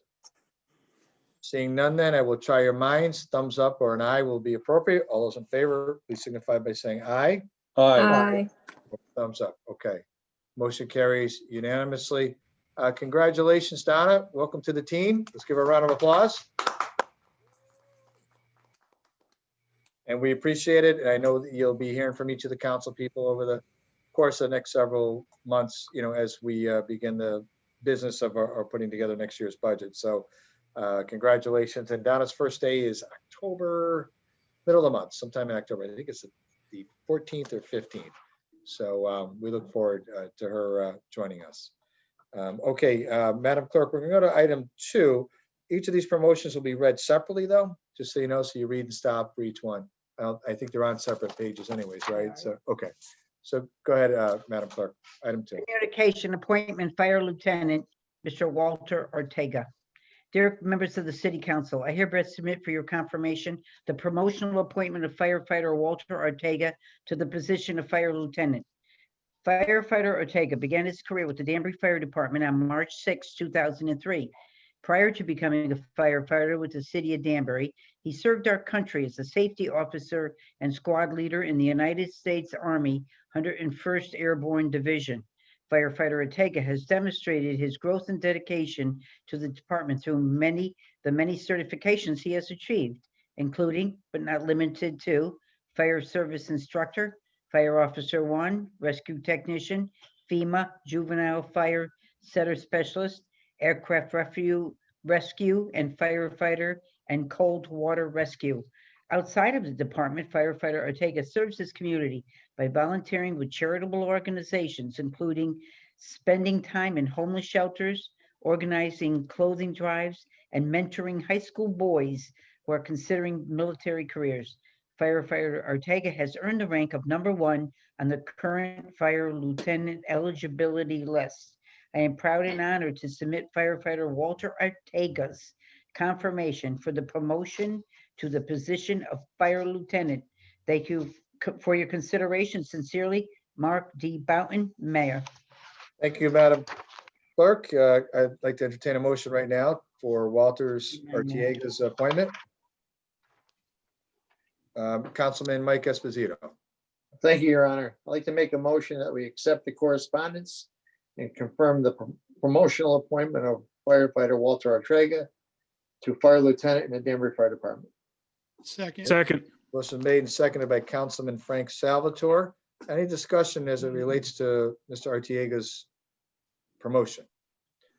Seeing none, I'll try your minds. Again, all those signify with either aye or a thumbs up. Please do so now. Aye. Any nays? Aye. Ayes have it. Motion carries unanimously. Congratulations, Walter. Thank you. Thank you, Mayor. Thank you, everyone. You're welcome. And we all wish you the best as you take that next step in the career ladder. I also want to personally congratulate you on sticking with the promotional process, never giving up. And here you are today as an ex-lieutenant and hopefully soon be our next captain. So congratulations to you. Thank you, Mayor. Okay. Madam Clerk, item 3, please. Communication appointment to Fire Lieutenant for Dennis Ricard. Dear members of the City Council, I hereby submit for your confirmation the promotional appointment of Firefighter Dennis Ricard to the position of Fire Lieutenant. Firefighter Ricard began his career with the Danbury Fire Department on September 6 of 2007.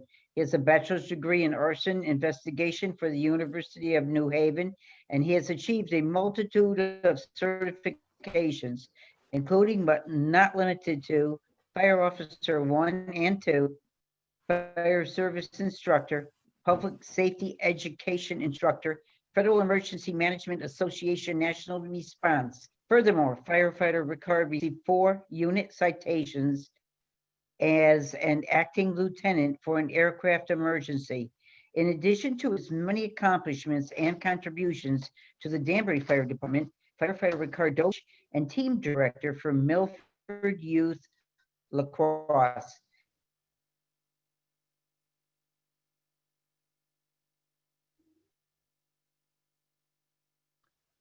We are losing you, Madam Clerk, so I'll finish that up. Team Director for Milford Youth Lacrosse, firefighter Ricard has earned the rank of number 3 on the current fire lieutenant eligibility list. I am proud and honored to submit firefighter Dennis Ricard's confirmation for promotion to the position of fire lieutenant.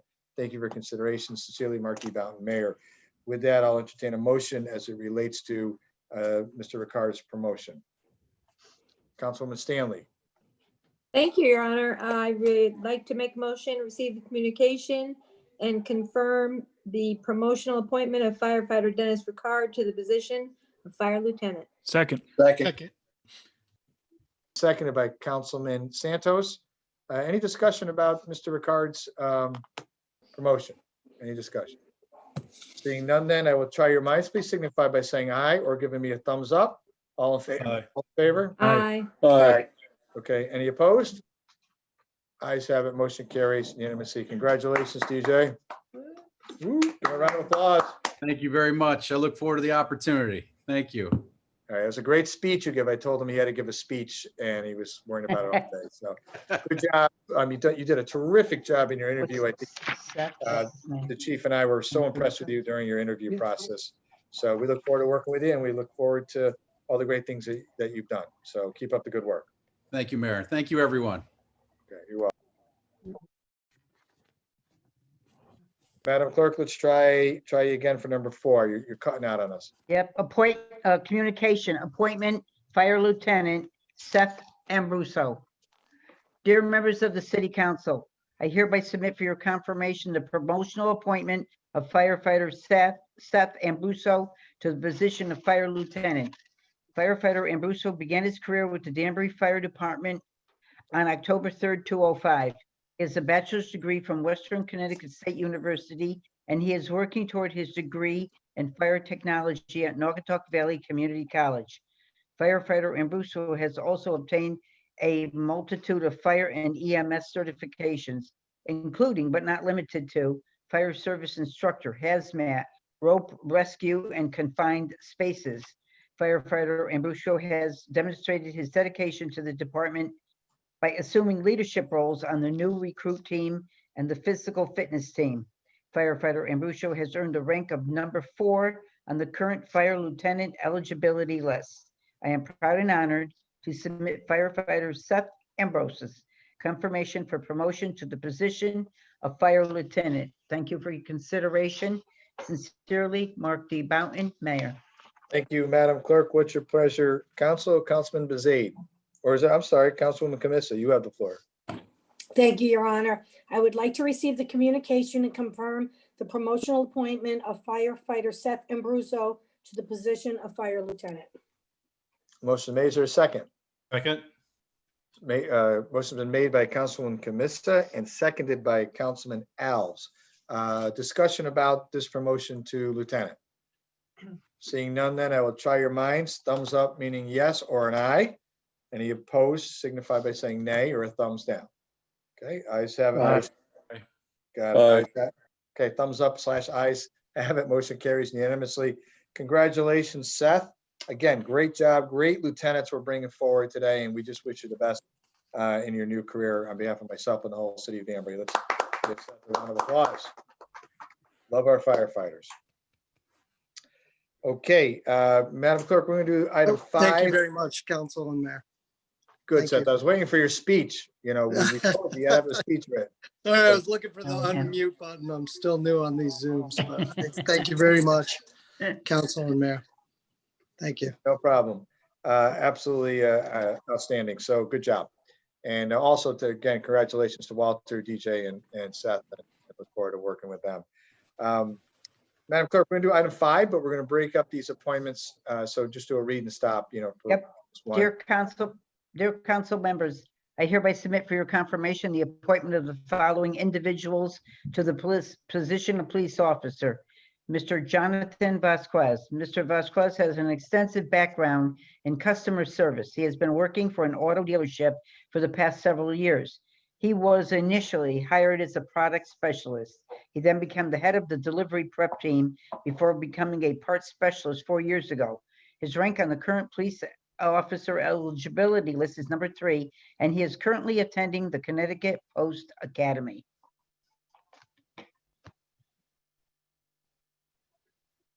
Can't hear. Are you supposed to continue? No. Thank you. What's your pleasure, Council? Councilman Bezade, you give me a wave there, it looks like. Yep, I got you. Yes, sir. I would like to receive the communication and make a motion to confirm the appointment of Mr. Jonathan Vasquez to the position of police officer. Second. Second. Okay, a motion's been made and seconded by Councilwoman Stanley. Any discussion about Mr. Vasquez's appointment to the Danbury Police Department? Seeing none, I'll try your minds. All in favor, please signify by giving me a thumbs up or an eye. Aye. Aye. Any opposed? Motion has it. Mr. Vasquez is appointed. He is currently at the academy in training, and we wish him well. And certainly we'll have a reception for him when he returns. Continue, Madam Clerk. The second appointment is Mr. Eric Merrill. Mr. Merrill holds a bachelor's degree in justice and law administration from Western Connecticut State University, and most recently has been working as a business marketing contractor. He previously worked as a student ambassador at WCSU and as an assistant in the security office at Dutchess Community College. Mr. Merrill's rank on the current police officer eligibility list is number 2, and he is currently attending the Connecticut Post Academy. These qualified individuals bring a broad range of valuable skills and experience to the Danbury Police Department. They will be a tremendous asset to the department and to the citizens of Danbury. Thank you for your consideration of these appointments. Sincerely, Mark D. Boughton, Mayor. Thank you. What's your pleasure, Council? Councilman Bezade, your hand is waving. Yes, sir. Yes, sir. I'd like to receive the communication and make a motion to confirm the appointment of Mr. Eric Merrill to the position of police officer. Second. Motion made, seconded by Hello. Frank. Yeah, Councilman Salvatore. Okay, any discussion about this appointment to the Danbury Police Department? That's a big one. Okay, all in favor then, please signify by giving me a thumbs up or a aye. All in favor? Aye. Aye. Aye. Any opposition? Motion carries unanimously. Again, we'll have a reception for those 2 individuals when they get back from the academy. Thank them and their families for willing to share their public safety experience with us and to become part of the Danbury, City of Danbury family. With that, we are going to move on to item I have 6. the seal behind me. Madam Clerk, please. Communication, the naming of the waste water treatment plant. Dear members of the City Council, many of you are aware of the recent back and forth with comedian John Oliver regarding the naming of the newly renovated City of Danbury waste water treatment plant. Tonight, I would like to present you with the attached resolution that I respectfully ask you to adopt to name our treatment plant the John Oliver Memorial Sewer Plant. Mr. Oliver has generously agreed to purchase the sign and has also agreed to donate $25,000 worth of supplies that our staff has asked for on Donor's Choice, a website for teachers. In addition, Mr. Oliver has also agreed to donate $25,000 to the Connecticut Food Bank and $5,000 to ALS Connecticut Foundation if we name the facility after him. But wait, there's more. Union Savings Bank is leading a community fundraiser with other official financial institution to match or exceed John Oliver's donation. The money they will raise will go to the United Way Danbury Food Collaborative. All of these worthwhile donations for a place that's full of, well, you know by now. Special thanks to Mr. Oliver and to everyone involved in the community fundraiser for their generosity. Sincerely, Mark D. Boughton, Mayor. Your Honor. Mr. Cavo. Would you please? You were muted. Thank you, Your Honor. At this time, it gives me great honor to receive this communication, and I move to adopt the resolution that will rename our wastewater treatment plant the John Oliver Memorial Sewer Plant and accept his generous donations of $25,000 to Donor's Choice, $25,000 to the Connecticut Food Bank, and $5,000 to the ALS Connecticut Foundation, along with the generous donations being raised by our ever generous local financial institutions and businesses. This will make Mr. Oliver #1 in the #2 business in Danbury. Thank you. Your Honor. Second. Second. Motion's been made and seconded by Councilwoman Stanley. Mr. DiGiulio, you have the floor, sir. Thank you, Your Honor. I just wanted to make a brief comment regarding this. I think, this is obviously the end result of what has happened has truly been justified by the means. Mr. Oliver's donation of this $55,000 supports 3 great causes, as mentioned by Mr. Cavo in his motion, and of course is considered most generous. Our local financial institutions getting together to match or exceed this $55,000 for another great cause in the United Way's Danbury Food Collaborative just shows how strong and supportive our community is.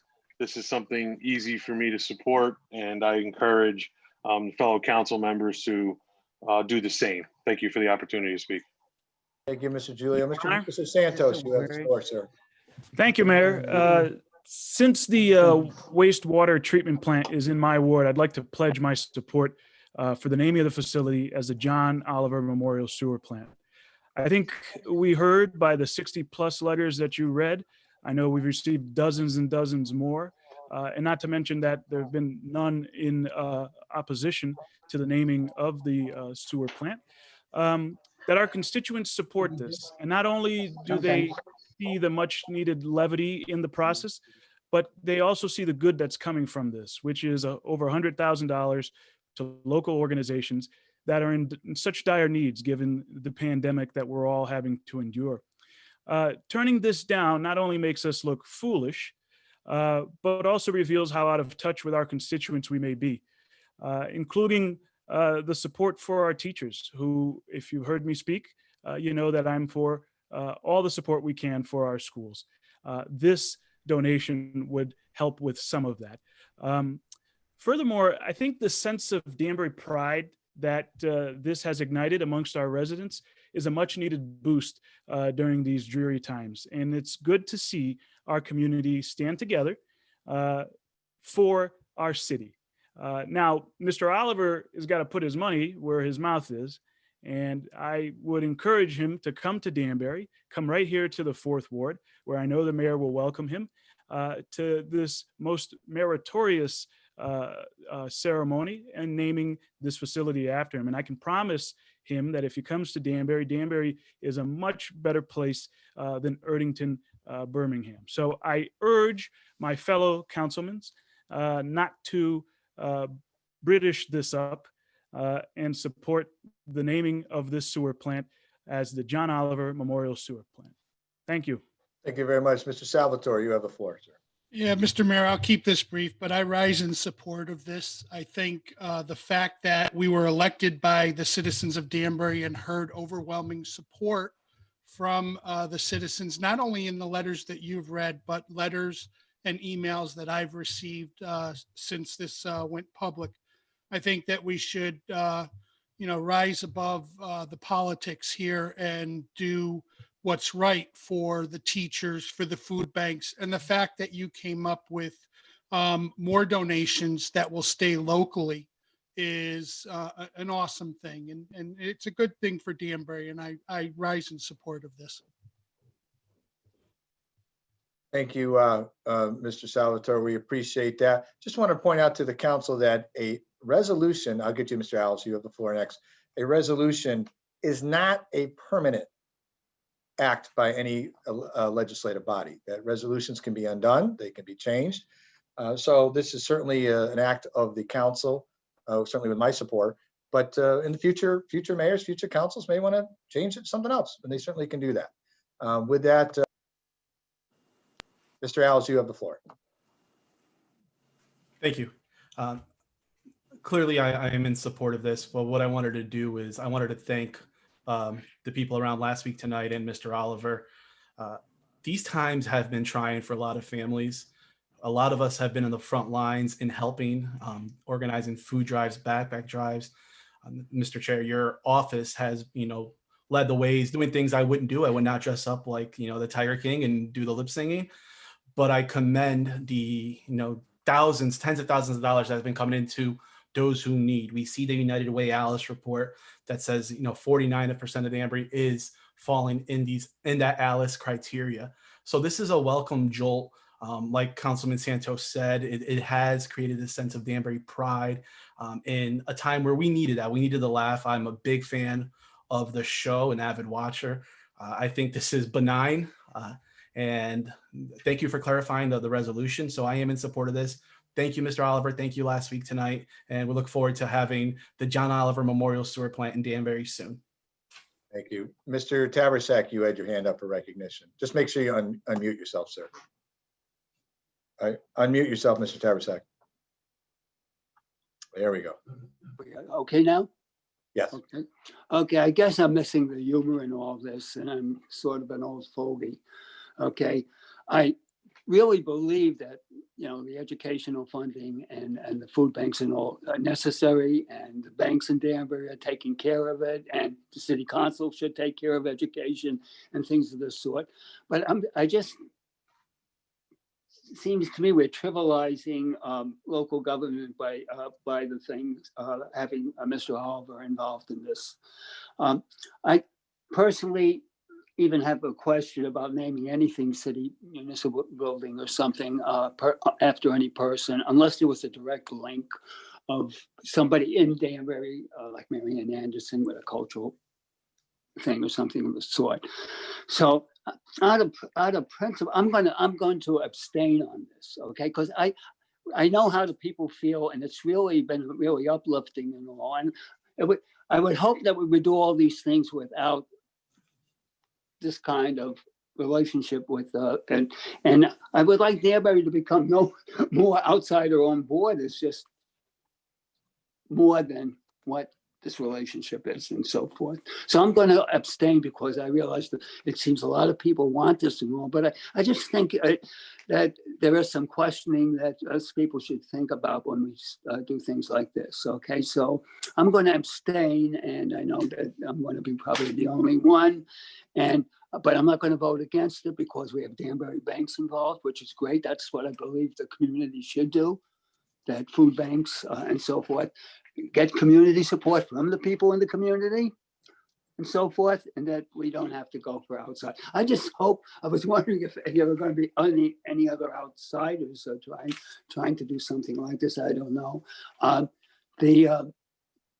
So I think I made my point.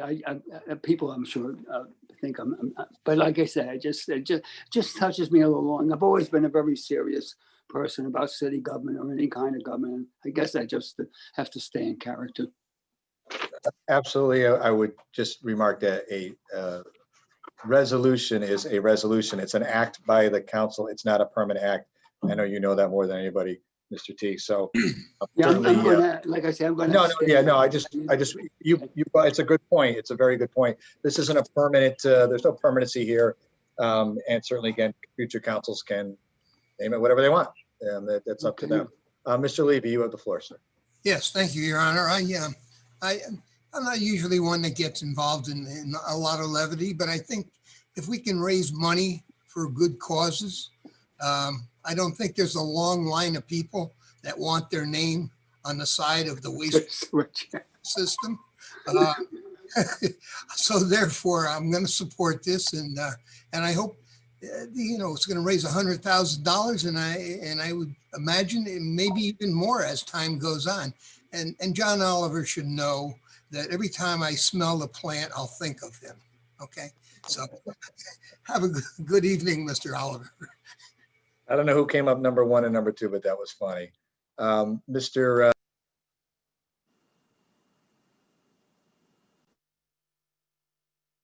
Visconti, sorry about that. You had the floor, Mr. Visconti. Yeah, we have to unmute you, Fred. Yeah. Thank you, Your Honor. This has been a tough one to come to see which way I was really thinking up or down on this. I've talked to several of my council members. I've had, I can't tell you how many phone calls on this or emails to me like everyone else. And I just sat down today and gave it a lot of thought, and seeing that we're going to make some money on this, which I congratulate Mr. Oliver, who, by the way, I wouldn't know him if he walked in a room, but he seems to be a pretty good, gentle guy and a hell of a comedian. So I think after giving this a lot of thought, as I said, I sat down today and I gave it some more thought. And I think with the donations that we're going to be getting and what we can do with those donations, and given the time frame and what is still going on in this country, and God only knows when it will end, I think I'm going to go along with this in the long run and give it a thumbs up. Thank you. Thank you, Mr. Visconti. Further discussion on this Your Honor? item? Yeah, Mr. Rotello. Thank you. It seems there's at least a couple of guys in the council that have a couple of issues. And one of the things that you brought up in just the last few minutes was the difference between a resolution and an ordinance. I guess an ordinance has more permanence, a resolution has less. But I would like to explore this, a naming of $1 billion plant for a comedian who's insulted the city of Danbury is clearly humorous, but the precedent of naming not just a sewer plant, but perhaps a school or a park or something like that for another issue that comes up in the future is something that I think that we should explore. And I think this would be a good opportunity to do that. So I am going to exercise my prerogative as a councilman and send this to a committee, which I hope can resolve these issues quickly and come back and vote for this properly after we've examined it a little bit more thoroughly. Nothing wrong with accepting donations, nothing wrong with humor, but there's some other issues that I think the council has a right to explore. And if we do that in the next couple of days and come back, I will be a little bit more comfortable. Thanks, Your Honor. So I'm proposing that we send this to an ad hoc. Thank you, Mr. Rotello. Motion's been made for an ad hoc committee to review this issue. I would say that with all due respect, and we certainly will do that, that is, you're right, under 2-95. I would say that this argument that we need a few more days to explore is kind of ludicrous, being that this has been on the table for 3 months. But having said all that, and that that is a prerogative of any council person, any 21 member of the council can do this, we will send this to an ad hoc. We will be having the ad hoc meeting on Thursday, and there will be a special meeting Thursday evening to vote on this. So with that, the ad hoc committee shall consist of the following. Councilman Cavo shall be in the chair. Councilman DiGiulio shall be in the second seat, and Councilman Santos shall be in the third seat. Thank you, Your Honor. With that, let's move on to item 7. Item 7, please.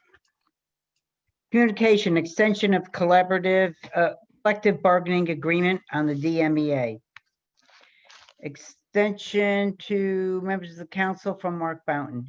I am pleased to present to the council with my endorsement a memorandum of agreement to extend the collective bargaining agreement between the city and the DMEA for 3 years. The agreement is the culmination of good faith negotiations between the representatives of the city and the DMEA union. The agreement extends the current language concerning the terms and condition of employment for members of the DMEA bargaining unit from July 1, 2020 through June 30, 2023. Due to the economic uncertainty caused by the COVID-19 pandemic, there are no wage increases for the first fiscal year of this agreement, unless the city's economic circumstances substantially improve. In such case, the union may request bargaining over wage increases for the first fiscal year. Bargaining unit members will receive a pay raise of 2% effective July 1, 2021, and a 2.5% effective on July 1, 2022. A copy of the agreement extending the contract is attached. A copy of the agreement and the entire DMEA contract is also on file in the Legislative Assistant's office. The city's Director of Finance is available to answer questions about the costs necessary to fund the agreement. Your vote in favor of the funding agreement will save the city significant expense and obviate the need for contract negotiations until 2023. I encourage your support in voting to fund the agreement.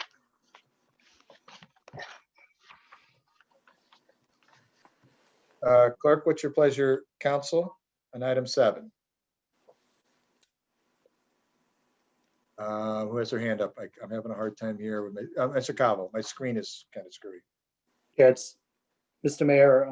This is Councilman Fox. Gotcha, Councilman Fox. Sorry about that. My screen At was. this time, I move to receive the communication and to approve the memorandum of agreement to extend the collective bargaining agreement between the city and the DMEA for 3 years from July 1, 2020 through June 30, 2023, as presented.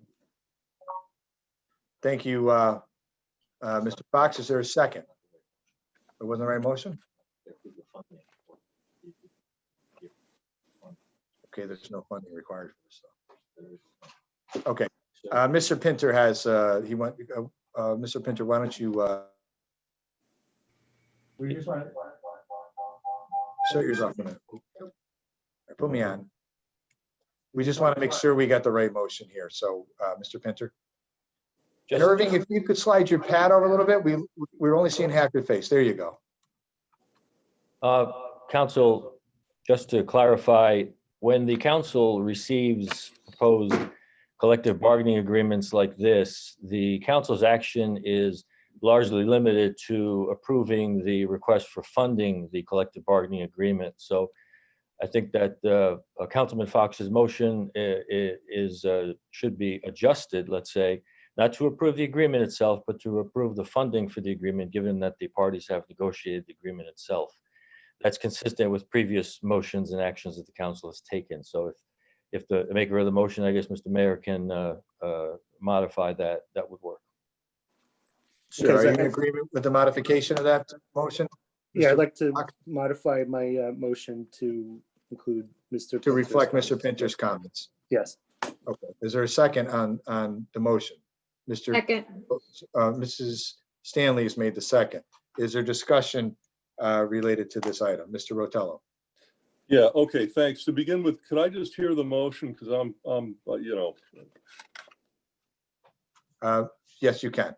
Hold on a second. I'm going to put Mr. Pinter back on, so I got to sign off. So Mr. Pinter. So the motion would be to receive the communication and authorize the funding necessary to implement the extension of the DMEA collective bargaining agreement for the time period as proposed.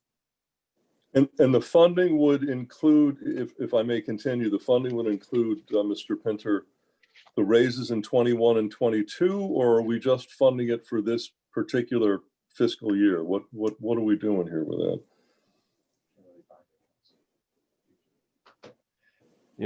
You're funding the year by year funding authorization as the collective bargaining agreement indicates. Okay, so we're funding it for this year, next year, and the following year. Yes. Okay. Thanks, Les. Thanks, Your Honor. I do have a question about number 4, no layoffs and/or furloughs.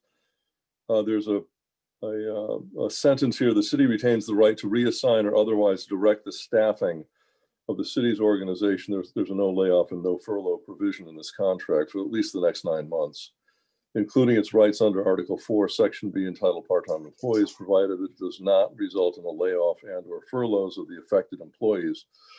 I don't quite understand what that means. If we're going to be taking people, and I assume that this contract affects mostly the people working at City Hall, does that mean we would reassign them from the tax assessor's office to Public Works, or could it mean we within the building, or could it mean we could put them in the library or do something at Public Works on Federal Road? What exactly is the limitations of reassignment? And I'll tell you why I ask. I mean, we're here at the sort of the nadir, the bottom, hopefully the bottom of unemployment and the COVID pandemic. We don't know what the future is going to hold, but it's already pretty bad. And I have constituents who are suffering. They are out of work. They can't pay their mortgages. They're getting their cars repossessed. They're having trouble eating. Things are not good with some of these people. And I have to tell them, I represent the workers in the city. We on the council sign their checks, and we want to do everything we can to protect them. But I was voted into office by the people who actually pay the taxes. And I have to explain to them, who may be themselves out of work, that I will have to use their tax money to pay the salaries of people who are also not working because we had to shut down City Hall again, or they're not working as much as they could be. And yet I signed an agreement where I can't lay them off or furlough them, even though the city would desperately like to do that or need to do that, like New Milford just did, unfortunately, a week or so ago. And I'm not advocating that we do this. I'm just saying that I have concerns that by signing this contract, we are not able to do this. So with that in mind, if it's possible, if there are sectors in the building that don't have anything to do, and I'm again not saying that they will, but if it's possible that they don't, so if somebody could walk me through what reassigning actually means and what we're going to be doing with that, I would appreciate it, because I'm a little bit not up to speed on that particular portion of this contract. I was not involved in the negotiations here. Thank you. I'll just open the floor to that. Mayor, Les, Sure, David yeah. St. Hilaire, whatever.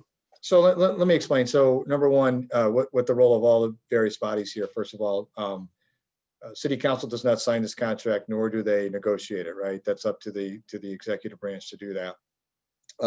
The term no layoff, no furlough refers to the actual fiscal year. So for example, as we put our budget together for next fiscal year, if we determine we have to cut positions due to the fact that we don't have funding for those positions, if it's based on funding, we can do that under this contract that's in front of you. That would not be considered a layoff or furlough. It would be considered a cut in positions. If somebody retired and we don't want to backfill the position, we can do that. We don't have to backfill the position. This simply says to those people currently working, and I do take issue with one comment you made, Mr. Rotel, people are working, nobody's getting a free ride here. People are doing what they're supposed to be doing. They're not working less. They're working just as much as they are required to. We've had to outfit people with laptops at home. We've gone to great lengths to ensure that we're getting the productivity that is required out of these departments to make sure that they do what they're supposed to be doing in the confines of COVID. So I just want to be clear about that, because I don't want anybody out there having some kind of impression that, well, nobody's doing anything anyway, so what are we doing? That is not the case. Having said that, this contract would prohibit a mayor, whoever that mayor may be, including myself, from laying somebody off in mid-contract. However, in mid-budget year, if I didn't fund a position because a person quit or isn't, retired or whatever, you can do that. Okay, it's based that's a whole different animal in terms of how you put your budget together. So those would not be considered layoffs. They would be considered reduction in forces, which is a different animal. In terms of how does this transfer work? That works only within the various collective bargaining units. So you can't send people from the library to Public Works, because Public Works is Teamsters. It's a different collective bargaining unit. But you could potentially say to somebody in the library, hey, we need you to come up to City Hall I'm just going to make this up, so library people don't freak out, but I'm going to say you could go from the library up to City Hall to help with absentee ballots or something like that, because we're short on workers in the town clerk's office.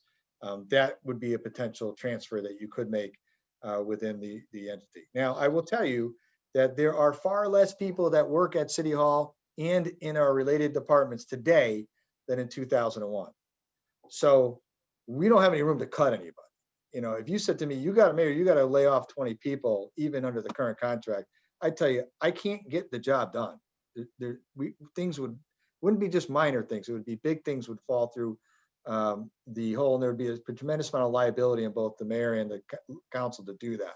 So I'm going to flip it over to Ginny. I think she's still on. Is she still on? Or Diane, if they want to address this a little bit more in depth for you, just to make sure that I've covered all the points. Is Ginny there?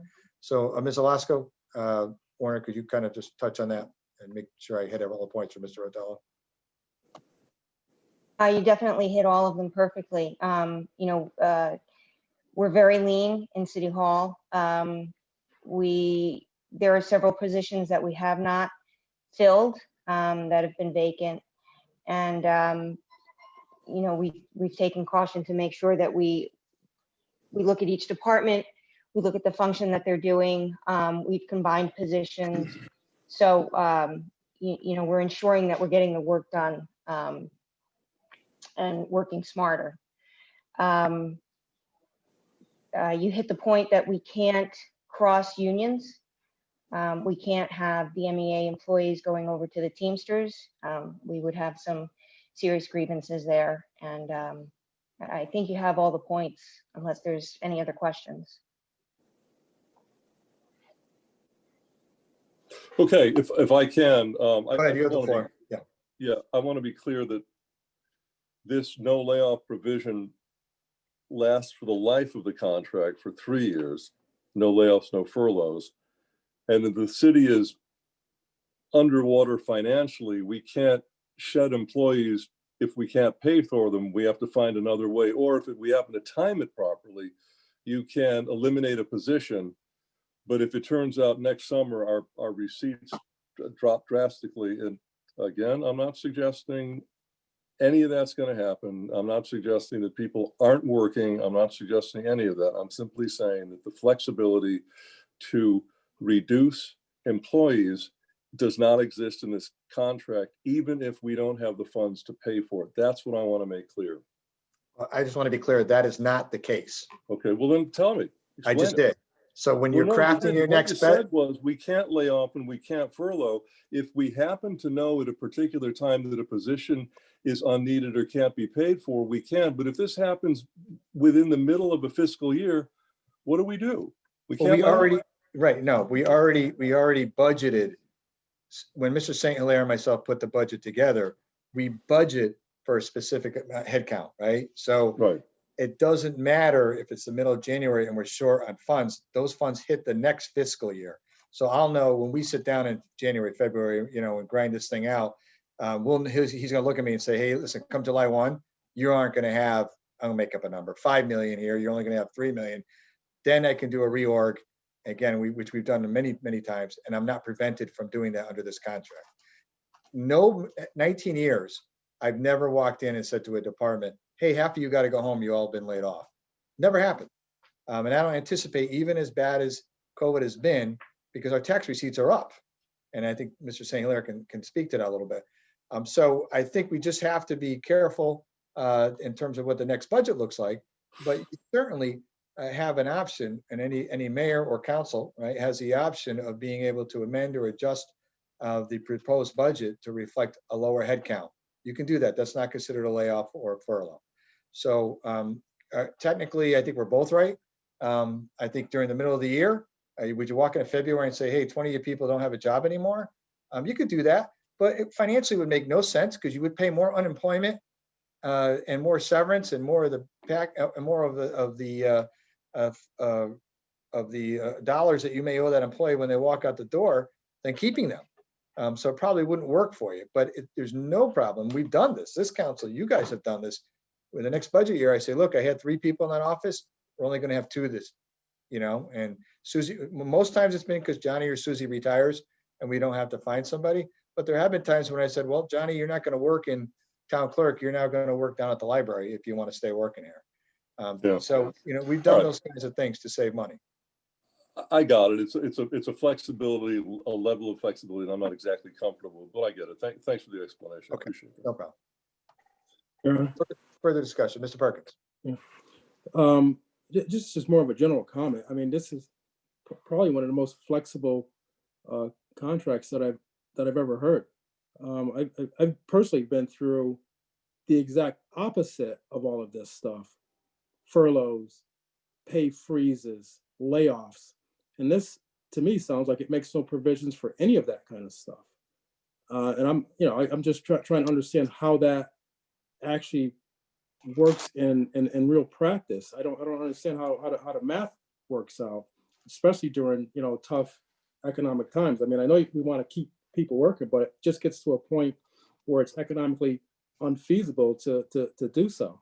And I really haven't heard a good explanation to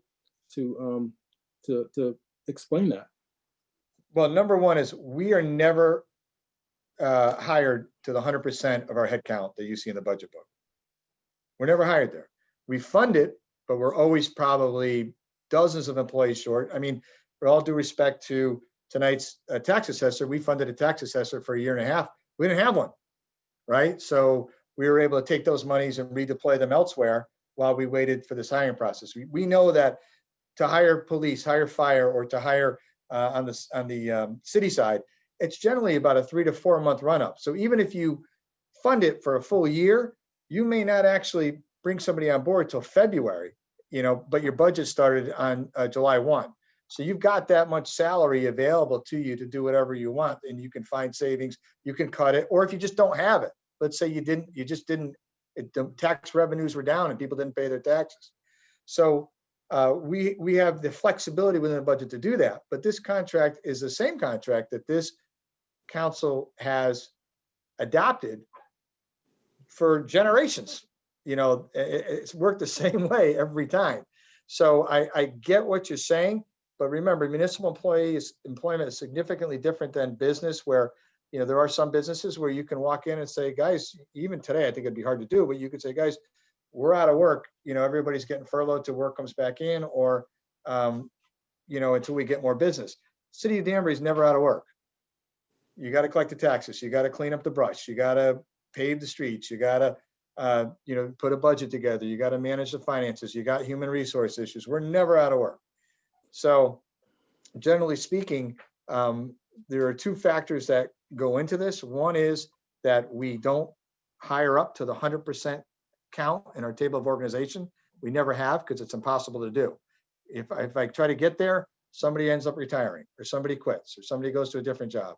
And now, you end up accruing months, sometimes weeks, sometimes months of salary that's not been spent. We then take that money and we redeploy it somewhere else. Or if we don't have the money, we never spent it to begin with. There have been times when people have retired and we said, we're not going to backfill that position. We're just not going to fill it again. Now we've got a half year salary that we can put somewhere else, or just put back into the general fund. So all of those things work that way, but this is the same contract that we've always had with the same provisions in there.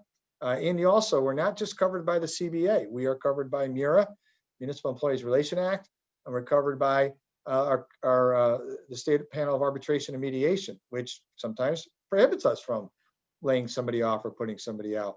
So it can be a very difficult time for us. And I just don't see that happening this year. I think when we build our budget for next year, these are considerations we'll have to make, particularly when we look at our headcount as we get to June, or even earlier when we propose the budget. We're going to be very careful with this. And I think the schools are going to have to be very careful with this too, right? I mean, they can't keep being on a hiring binge, because again, that keeps adding on to the overall liability we have. Mr. St. Hilaire is on. I just want to call him in to see if he wants to add to that a little bit, because I don't want to give you bum information, Councilman Perkins. So is David still on? If I could pitch it over, David, can you just sort of? Thank you, Mayor. When we put together the budget, we always talk about the vacancies and everything else, and we talk about how lean the budget is. And in one of the areas that we talk about is in the staffing. And when we're saying that, we're really talking about the DMEA area. We know about the police and the fire, and when those positions become vacant, we fill them right away. But in the DMEA, that's not the case. This contract has 91 positions in it, but about 15 of them are vacant right now. Now, some of them are in the process of being filled, but there's always probably about a dozen of them that are going to be vacant. And, that's the norm. People are coming and going, retiring, or some, they're just going to stay vacant because we don't need to fill them. And when we do need to fill them, we'll fill them. But the fact of the matter is, every one of those positions are needed. And it's been like that for quite some time. There's no fat in the DMEA area. We've been operating like that since the last recession, the Great Recession. And the mayor, correctly stated, our staffing levels are very, very low. And when you go back and you look, I think we're at the lowest level we've been since 2005 or 2004. And when you compare to other municipalities, they have departments that are multiple the size of ours and for similar sized cities. And that really speaks volumes to the quality of staff that we have, both, on the DMEA side and the non-union, and they're all working well together. But the fact of the matter is, the provision that you're talking about right now is really, you're not giving up anything by giving that, because really we have a certain amount of vacancies. We can manage that very well, and Jenny and the mayor have done that, have proven that do that very well over time. And budgetarily, we've done that over time too. Yeah, thank you, but Mr. St. Hilaire, I'm not really questioning the quality of the workers, and I do understand that we do have a level of, for lack of better words, cushion built into the budget to accommodate for fluctuations in employment levels, but I don't remember recalling specific language in contracts saying guaranteed raises, guaranteed no layoffs, and guaranteed no furloughs. I don't ever remember that being part of language of contracts. Every contract we've done, Mr. Perkins, since you sat on this council, has have raises in it. Everyone, Well, and they are guaranteed. Did they guarantee furloughs and they guarantee no layoffs? I don't believe so. No, they have not, but the practical and net effect of this is it doesn't matter because you can't do furloughs and layoffs in the middle of the year. They're already budgeted anyways. We're not giving anything up to get a year's worth of no salary increases, which is what this contract does for this year. Somebody has to process the payroll. Somebody has to process the AP, the payments to vendors. You're not, yeah, but I hear you, Mr. Naylor, but you're not giving anything up in this piece of the language. Just not. The guaranteed raises have always been there, all the time. Yeah, after the budget comes out. Yeah, I know that's how. No, not after the budget come out. You voted on contracts that have raises in them. You just voted on one last year. We've also passed budgets and raises showed up after that as well. Those are non-union raises. Those are different. And those only happen if there's enough money in the budget to support that. There were 7 years in a row where our non-union staff went with no raises. 0. 7 years. But when there is money available and we can do them based on merit, depending on the kind of performance and metrics that I put together along with Jenny and a bunch of people, we certainly will do them. But those have all been 2.75%. You go look at our payroll and compare that to any other municipality in our size, and we are significantly lower. Yeah. We just are. I just had a mayor tell me this morning how cheap I am. All right, thank you. If I may, Mayor. Can I, Your Honor? Yeah, go ahead. You got the floor, Mr. Fianese. Thank you. And I do have to agree with you, Your Honor, and we have in the past approved contracts that had phase-in raises, 2.5%, 3%, and that has been the normal over the last contracts that we did approve. I think with this contract, the no layoff provision is new, but I think you are correct. We're already a quarter into our new of the fiscal year, and I don't think we'll see any layoffs or furloughs until July 1st. So really, we are not giving up anything. I think you're correct on that. This is probably a very fair contract, given what we've done in the past. The only thing with this contract is year one with 0, where normally it's 2% with what we've given out in the past. And the no furloughs and no layoff provision, again, like I repeated, we already have almost a quarter through the year. So you're right, we're not going to see a lot of layoffs, if any, maybe throughout this entire contract. So again, it's a good contract, and I'm ready to vote in favor of it. Thank you. Look, I think I just want to be clear. I think Mr. Perkins's comments were on point. I mean, I think those are good issues to discuss because I think the public ought to know exactly how all that works. So I applaud him for that. Anybody else have any comments, concerns? Okay, Mr. Salvatore. No, I won't belabor this much longer, but so according to this, the layoff and the furloughs are only till July 1st, 2021, and then the city's free to do what they need to do if they need to do. And there's a whole Article 3, Section C in the main contract that deals with layoffs and procedures. So the city is able, if they needed to do this past the year. Am I reading that correct? Because I'm getting so confused on whether it's all 3 years of the contract or not. I'm reading this as only 1 year, and you do have provisions in the bargaining agreement. I think there may be some confusion as to what the language, what we actually mean by specific points in this. So Ms. Warner, if you're still on, I can see you're on the bottom there. If you want to just address Mr. Salvatore's comment, because I don't want to get anybody else more confused. Yeah, so the language is for the first year. So for the year that they've taken 0%, we would not do any layoffs or furloughs. Does that answer the question? Yeah, thank Yes, you. that's That's the way I read it. I would just want to make sure I was reading it right. Right, and I think my point was trying to make, Mr. Salvatore, I know you don't have the floor anymore, but my point was trying to say, we're so far deep into this fiscal year that we're not going to need that this year. So we're not really losing anything for the zero. Okay, further, but I would argue if you're going to do layoffs, you didn't plan your budget properly for next year. If you can't see everything that can happen, but given everything we have with COVID and everything else going on, when that next budget is prepared by us, I think those are discussions that are really good discussions.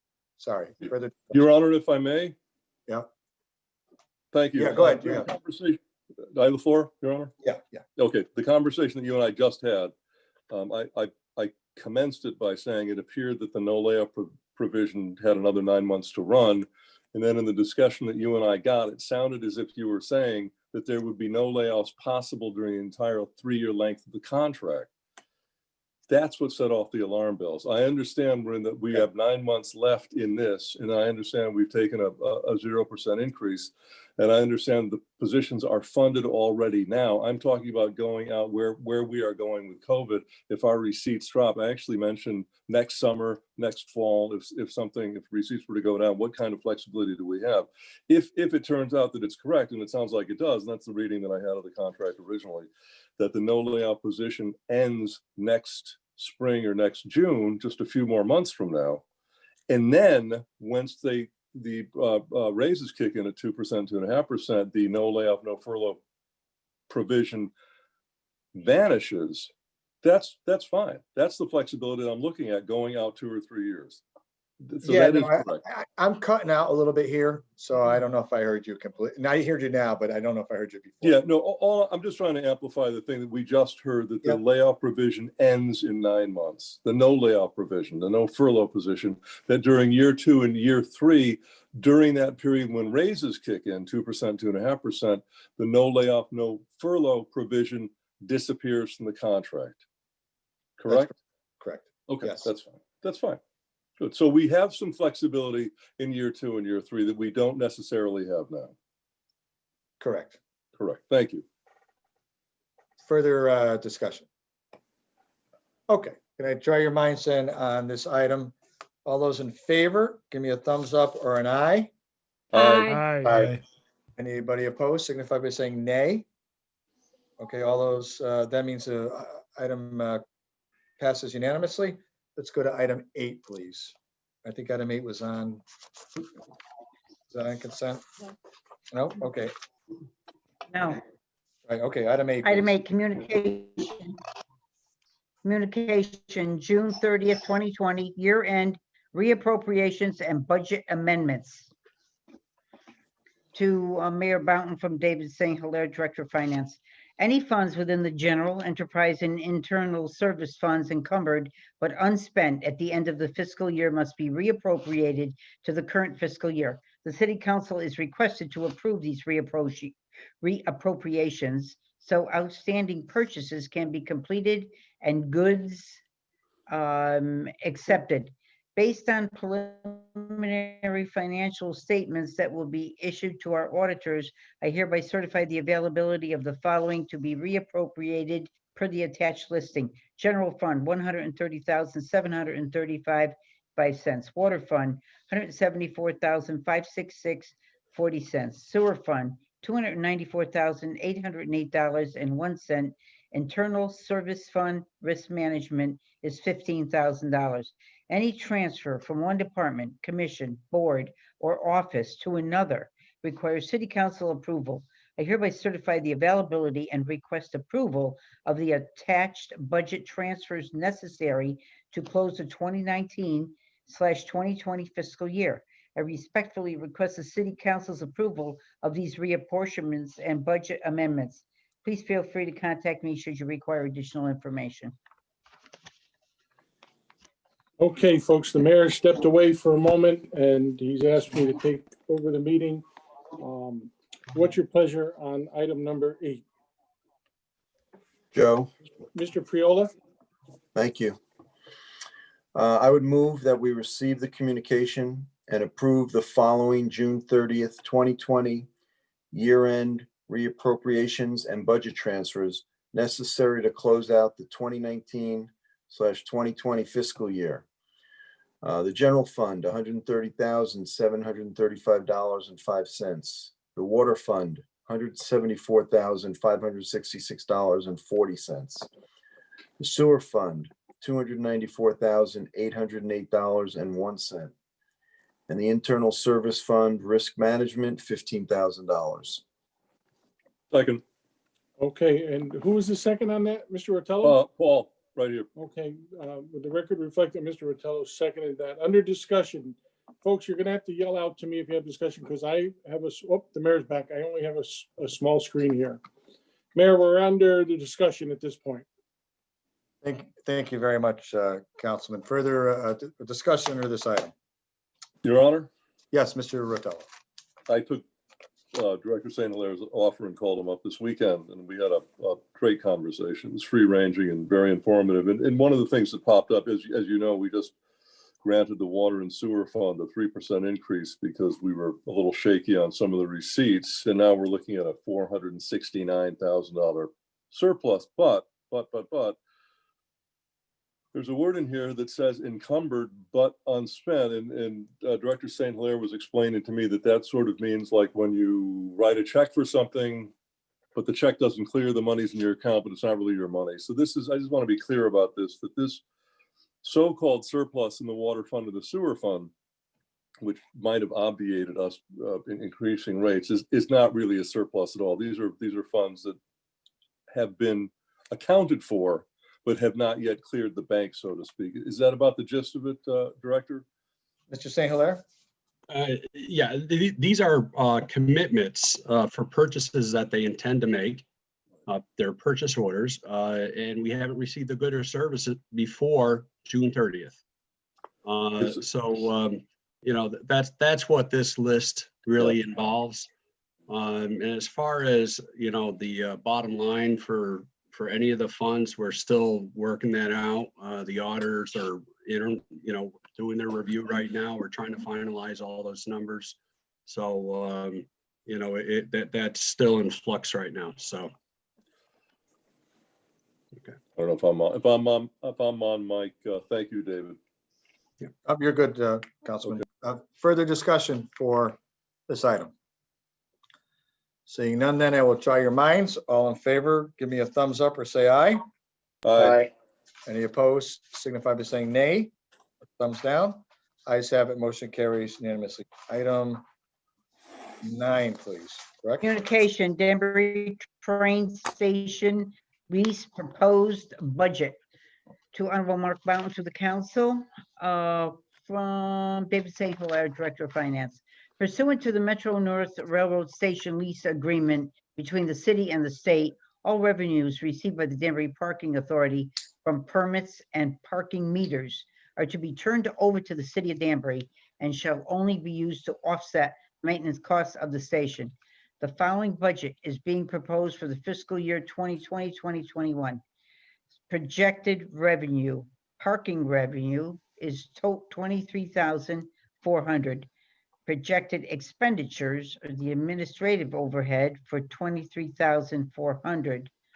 Unfortunately, there has been a downward trend in revenues from parking and permit fees over the last decade, with revenues parking in fiscal year 11 at $36,127 and declining to $23,153 and $21,736 in fiscal year 19 and fiscal year 20, representing a deficit below the $23,400 administrative fee paid to DPA of $247 and $1,664 respectively. COVID has certainly accelerated this negative trend, which is clearly evident in fiscal year 20 and will be for fiscal year 21. Nevertheless, we will be reviewing the current administrative fee arrangement with the Danbury Parking Authority at this time. Please note that a budgetary transfer of funds from the contingency account of the general fund may be required for any budgetary deficit calculated at the end of the fiscal year. Additional annual costs for the Danbury train station are incurred within the departmental budget for the public buildings, highway, and parks, and total approximately $16,000 for alarm, cleaning, HVAC maintenance, and plowing of the grounds and the maintenance services. Consequently, I recommend the adoption of the Danbury Train Station lease budget for the fiscal year 2021 fiscal year. Please feel free to contact me should you require additional information. Thank you, Madam Clerk. What's your pleasure, council? Mr. Mayor? Yes, Mr. DiGiulio. Thank you, Your Honor. I move to receive the communication and approve the fiscal year 2020, 2021 Danbury Train Station lease proposed budget as presented. Second. Motion made and seconded by Councilwoman Camissa. And is there any discussion under this particular item? Any discussion? Any discussion? I have a question, Your Honor. Mr. Shinisi. Thank you. I guess the question to David. So the way it was read, so we're projecting a deficit for this year as well? Am I reading that correctly? Yeah, given the effect of COVID, that's probably likely because things are not likely to pick up. And they haven't picked up in the last few months, and they probably won't until everything starts opening up. So, this year is going to be not a good year for parking fees. It's not going to be good. So to predict what it's going to be is kind of a giant guess. So that's why I put that statement in there that we're probably going to have to do an adjustment at the year end. Great. Thank you, Your Honor. You're welcome. Any further comments or questions for Mr. St. Hilaire? No? Seeing none, then I will try your minds. All in favor, give me a thumbs up or an aye. Aye. Any negative, give me a thumbs down or a no. A motion carries unanimously. Item 10, please. Communication, lease agreement, ambulance building / Keystone Place. To members of the council, from Matthew Casavecchia, Director of Emergency Management. I respectfully ask members of the City Council to accept the terms and conditions of lease agreement outlined in the attached document that enables Danbury Emergency Medical Services equipment and personnel to be strategically housed in a fixed location on the west side of Danbury. The aforementioned lease agreement of a newly constructed public safety building has been made possible through the thoughtfulness, generosity, and philanthropy of Antonio Rizzo Jr. As you may already know, EMS Westside deployment currently lacks a base station to house equipment and personnel, often leading to excessive idling of vehicles and limited access of staff accommodations over extended periods throughout the shift. The new housing arrangement will enable personnel and equipment to maintain a stationary location to deploy from and enhance the emergency medical needs of our community. Specifically, the location of the proposed lease building on Worcester Heights Road allows for ease of access to key route of traveling, leading to decreased response time and optimization of clinical outcomes for those experiencing an acute time-sensitive medical emergency. Thank you for your consideration of this important public safety initiative. Matthew Casavecchia, Director of Emergency Management. Thank you, Madam Clerk. Just want to just correct one thing. It's Anthony Rizzo Jr. We appreciate Mr. Rizzo's philanthropy. With that, what's your pleasure, Council? Councilman Levy. Thank you, Your Honor. I make a motion to accept this lease agreement and donation for a public safety building at 66 Worcester Heights Road from Keystone Place at Worcester Heights LLC, and a letter of thanks be sent to Anthony Rizzo Jr. for his generosity and thoughtfulness. Second. Second. A motion made and seconded by, who was that? Well, that was Councilwoman Stanley. Oh, that's Mr. Cabo. Okay. All right. Any discussion under this? This is a good thing for the city, for public safety, for the city, positioning that ambulance in the right spot. So discussion. Your Honor? Yes, Mr. Rotelli. The Councilman Shanasi and I had been, hoping for something like this for quite some time. We were pushing for a fire station, Engine 26, which was built about 10, 12 years ago. And we had hoped at some point that the ambulances, instead of having to park at the mall or something like that, could be attached to that building. But apparently the ground around the building wasn't quite up to the standards. So we've got this great donation from the Rizzo companies. And it's certainly well appreciated. We get for $1 a year a building that's worth, I don't know what, 300,000, 400,000, 500,000. It's a huge plus for us. There is, however, it's a 99-year lease, and I don't know about you guys, but I'm not going to be here in 99 years. So as well as we get along with the Rizzo companies, I think an item under the lease agreement, item 8, I had this conversation with Director St. Hilaire. I think there's a typo, Scrivener's error. It says grace period of tenant fails to pay the rent or utilities within 10 days after they become due and payable. Tenant is in default. I would hate to see us go into default, particularly with another owner that may be, reevaluating this whole lease in 50 years from now, because we were 10 days late with a power bill. The city itself is on a 45-day schedule. And I would think that we would have at least 30 in there. So I spoke to the director, and he said that he would, that it was an oversight, that he would try to get that changed. So my question is, can we do that? And it's also to Les, would that be a substantive change, or is that something that we can do, or do we have to renegotiate that? Thank you. I can answer that. Go ahead. Okay. Councilman Rotello, that change has already been discussed in view of these concerns.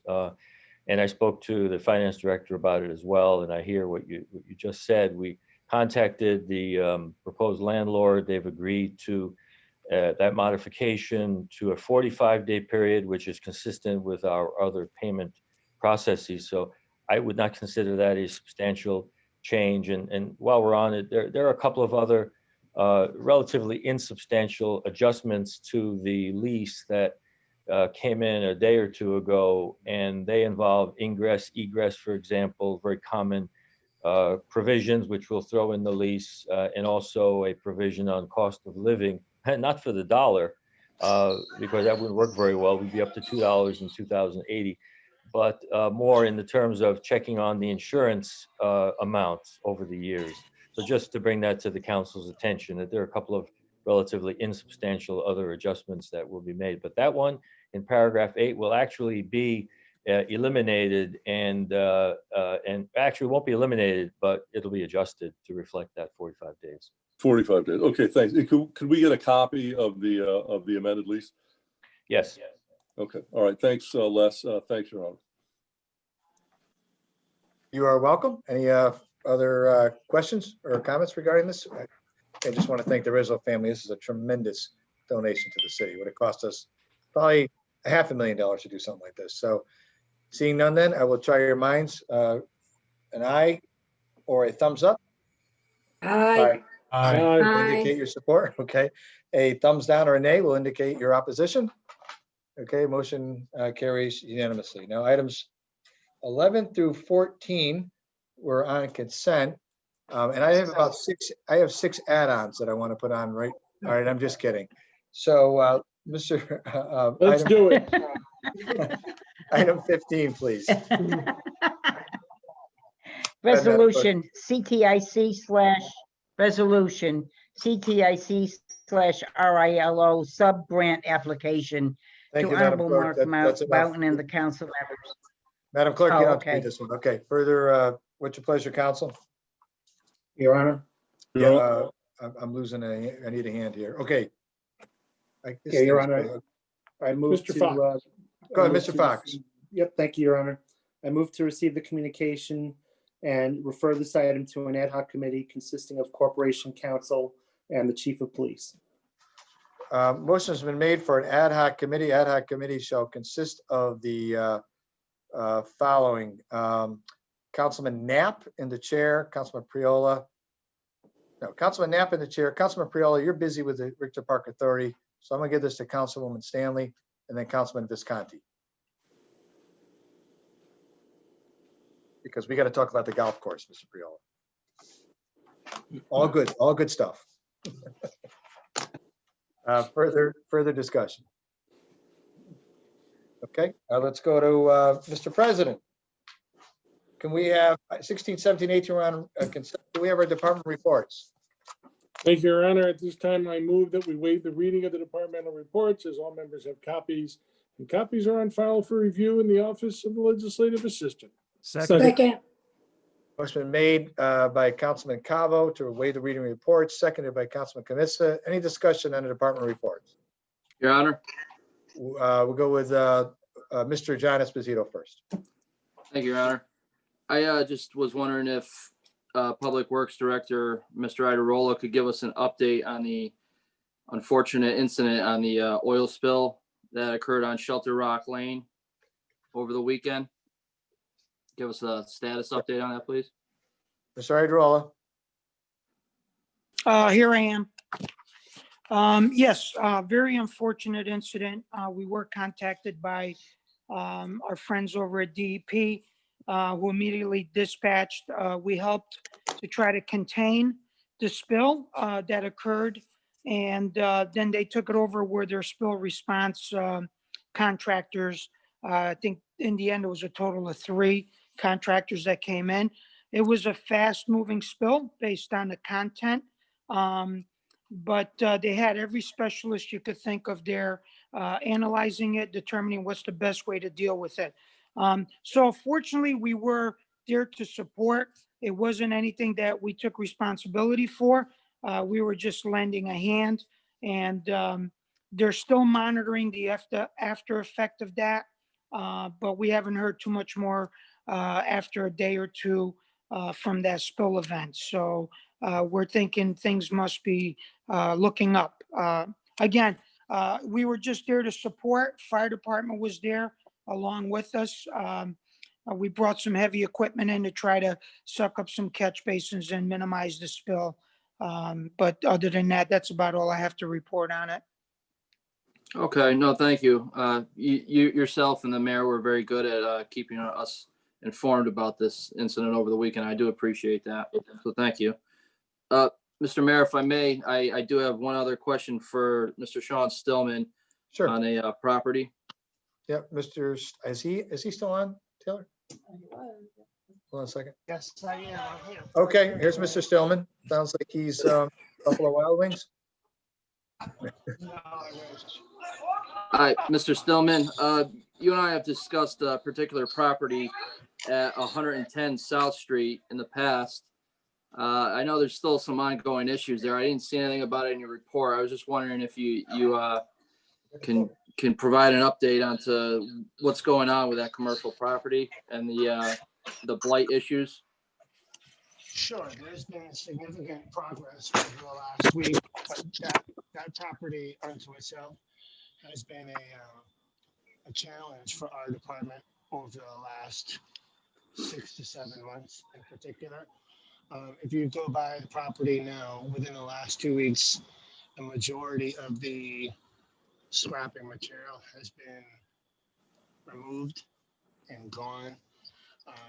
There's one more commercial truck to be removed, which should be removed from the property within the next week or so, and I'm following up accordingly. Okay. Yeah, I know it's been a challenging property for you to deal with. So I appreciate all your effort on that, and I hate to, have to keep hounding you about it. So I appreciate all your work with that. Hopefully that'll be resolved, pretty soon here. For sure, not at all. As you know, text or call me anytime.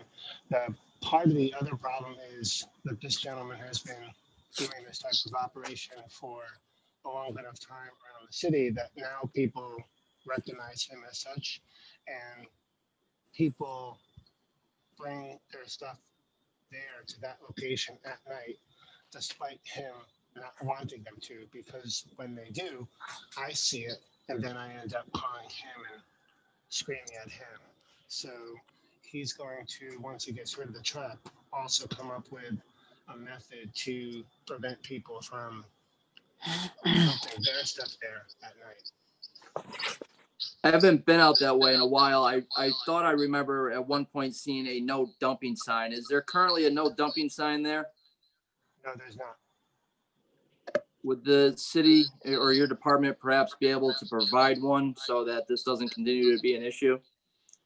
Well, it's private property, so I haven't inquired with the highway department to put a no dumping sign there, but it is something that I could request of him to put there. But I've also requested, again, when he gets rid of the trucks, to put cones up and to put a chain over across the entry to the driveway. Okay, yeah, because as you say, if people just continue to illegally dump there, I think there should be some sort of visual notice or deterrent, to prevent that from happening. Agreed. Thank you for your report. I appreciate it. No problem. Thank you. Thank you very much, Mr. Esposito. Further discussion, Mr. Taber. Your Honor. Mr. Tabersek first, and then who else was Mr. Michael Esposito next?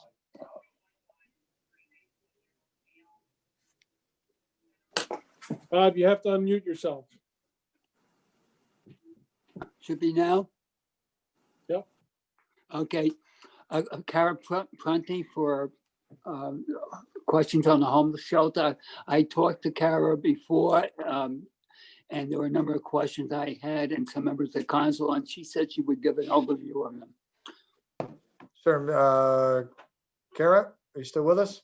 Yep, I'm here. Okay. Thank you for calling and giving me the questions ahead of time. So a couple of things, I'll just recap our conversation for everyone to hear it. We discussed the Super 8 shelter and some of the plans for going forward over the winter, and possibly what it's going to look like over the winter time. So just to overview, right now, I told you we had 37 people. I checked in. We actually had a lot of people housed in the past few days. So we now are at 31 individuals. That means that we've had a total of 46 people that have been housed since we've moved into the Super 8. And since we had 8 in September and then another 4 since October 1st. So we've been doing a lot of housing of people. We've had 25 people since March who have left voluntarily. We've had 28 people who have been dismissed, but we have not dismissed anyone since August. We've had one person who has gone to a substance abuse program. We are currently working off of a wait list. We're in the process of moving in 3 individuals tomorrow. There's currently, after those, there's 10 more people on the wait list, 2 of which are people that we are familiar with that have been, some of our regulars, as we call them. The other 10 are people who are newly homeless or to the area. What did I miss from our conversation? Well, basically, I guess, again, the plans for the winter, a number of people have been, as you said, dismissed.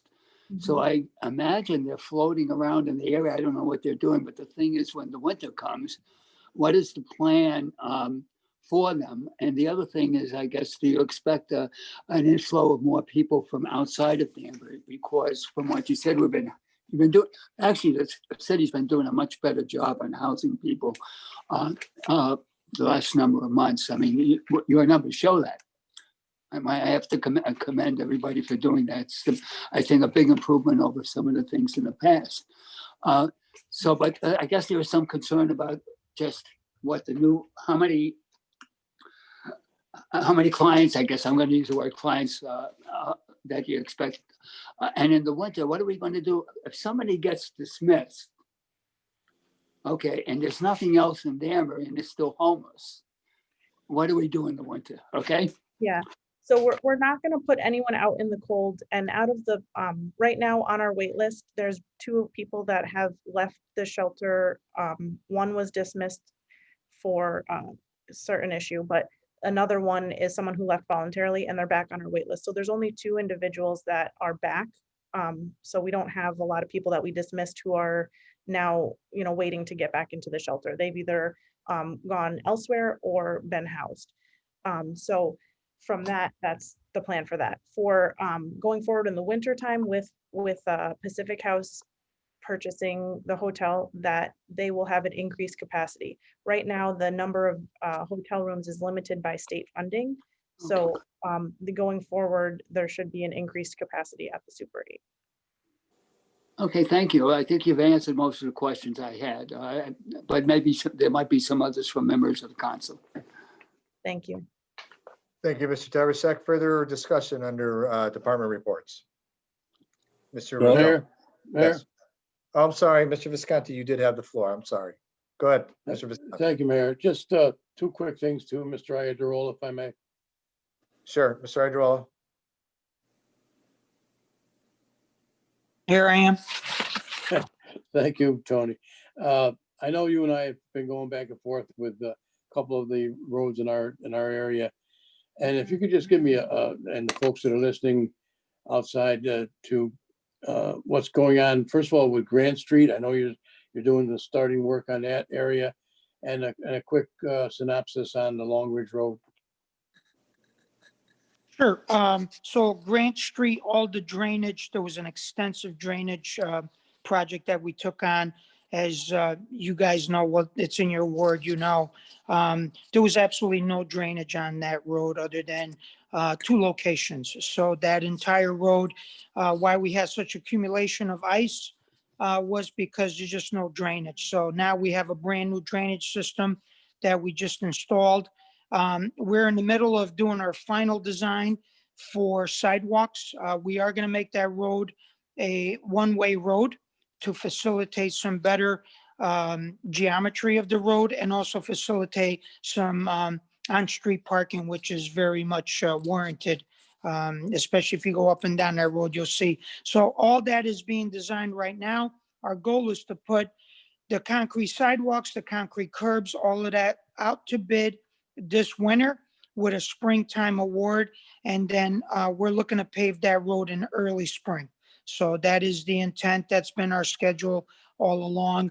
And we're good with that because all the drainage is in. We did all the hard work. We did all the unknowns, dealt with some gas lines that were not marked. So that's over and done with. So that's for that road.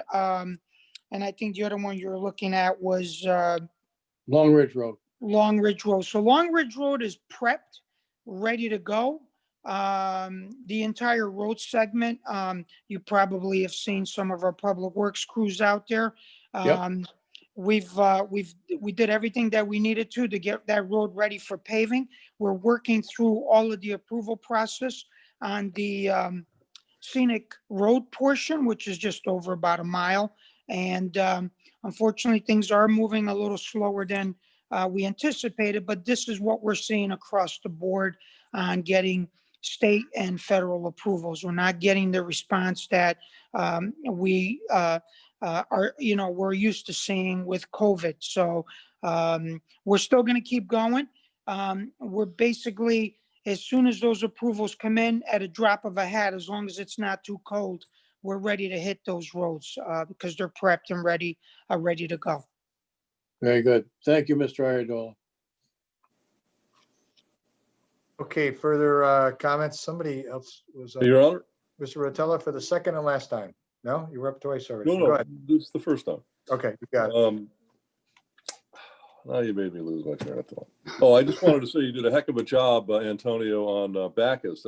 That's quite the amazing production. I mean, that just took, I don't know, a bazillion yards of asphalt. It's very slick, very clean, and you managed to get the paint on there pretty fast too. So kudos to that. My question is to David Day. David, you've got a report here from August 24th about the reservoir readings.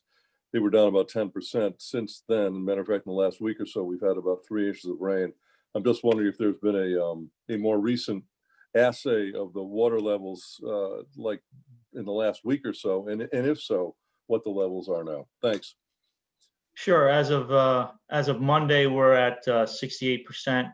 Normally, we're at about 77% for this time of year, so we're down about 9%. And if I may, that was after the rain that we got last week? That was after the rain. Yep. So we were really down. Well, yeah, we had been losing about 2% a week. So what happened with the rain is that we didn't lose anything. So. Okay. All right. Thank you, David. Okay. Thank you. Thank you, David. Appreciate your thoughts. Further discussion for under department reports. Mr. Mike Esposito. Thank you, Your Honor. With the lateness of the hour, I'll talk to Sean tomorrow directly. Him and I have been going over that fiasco down there at 110 South Street. So I will get a hold of him tomorrow. Thank you. No problem. Contact me anytime. Copy that, Mike. Appreciate it. Any other discussions? Okay, we're going to then ask for an approval of department reports. All those in favor of the reports signify by acceptance of reports signify by saying aye. Aye. Love. Anybody opposed signify by saying nay. Motion has it. Motion carries unanimously. I would just like to extend all committees, remind the council that I know that election day is coming up and everybody gets heated, but you know, we have been so good over the years of just respecting one another and working together. And we can always disagree, agree to disagree, but generally speaking, it's just been a great collegial working relationship. So anybody running here, wish you all the best. And congratulations to the winners. Sorry for the losers, but at the end of the day, our business here marches on. And just remember, at the end of the day too, we all live together and our kids go to school together, and we all really want what's best for Danbury. Everybody in this room and on this call wants what's best for Danbury. I know that. So having said that, I will see you Thursday night. And how about a motion to adjourn? Your So Honor, moved. Your Honor. Second. Oh, Mr. Cabo, you have a question? Yeah, Your Honor, could you just, have you decided on a time for the special meeting on Thursday? Ad hoc will be at 5:45 to be followed by a special meeting at 6:30. Okay, just so everybody's When aware. is it now? 5:45 on Thursday, 6:30 for a special meeting. Thank you, Your Honor. You're welcome. You'll be getting served by the constable tomorrow. Any other Okay. discussions? No, that's Okay, good. thank you. And with that, Mr. Cabo made a motion to adjourn. A Take a second by motion to adjourn. Second. Mr. Taversack. All in favor of adjournment? Mr. Aye. Santos, say loud. Aye. You want to adjourn? Aye. Aye. Adjourned. Good night, everybody. See you next Good month. night. Good night, everybody.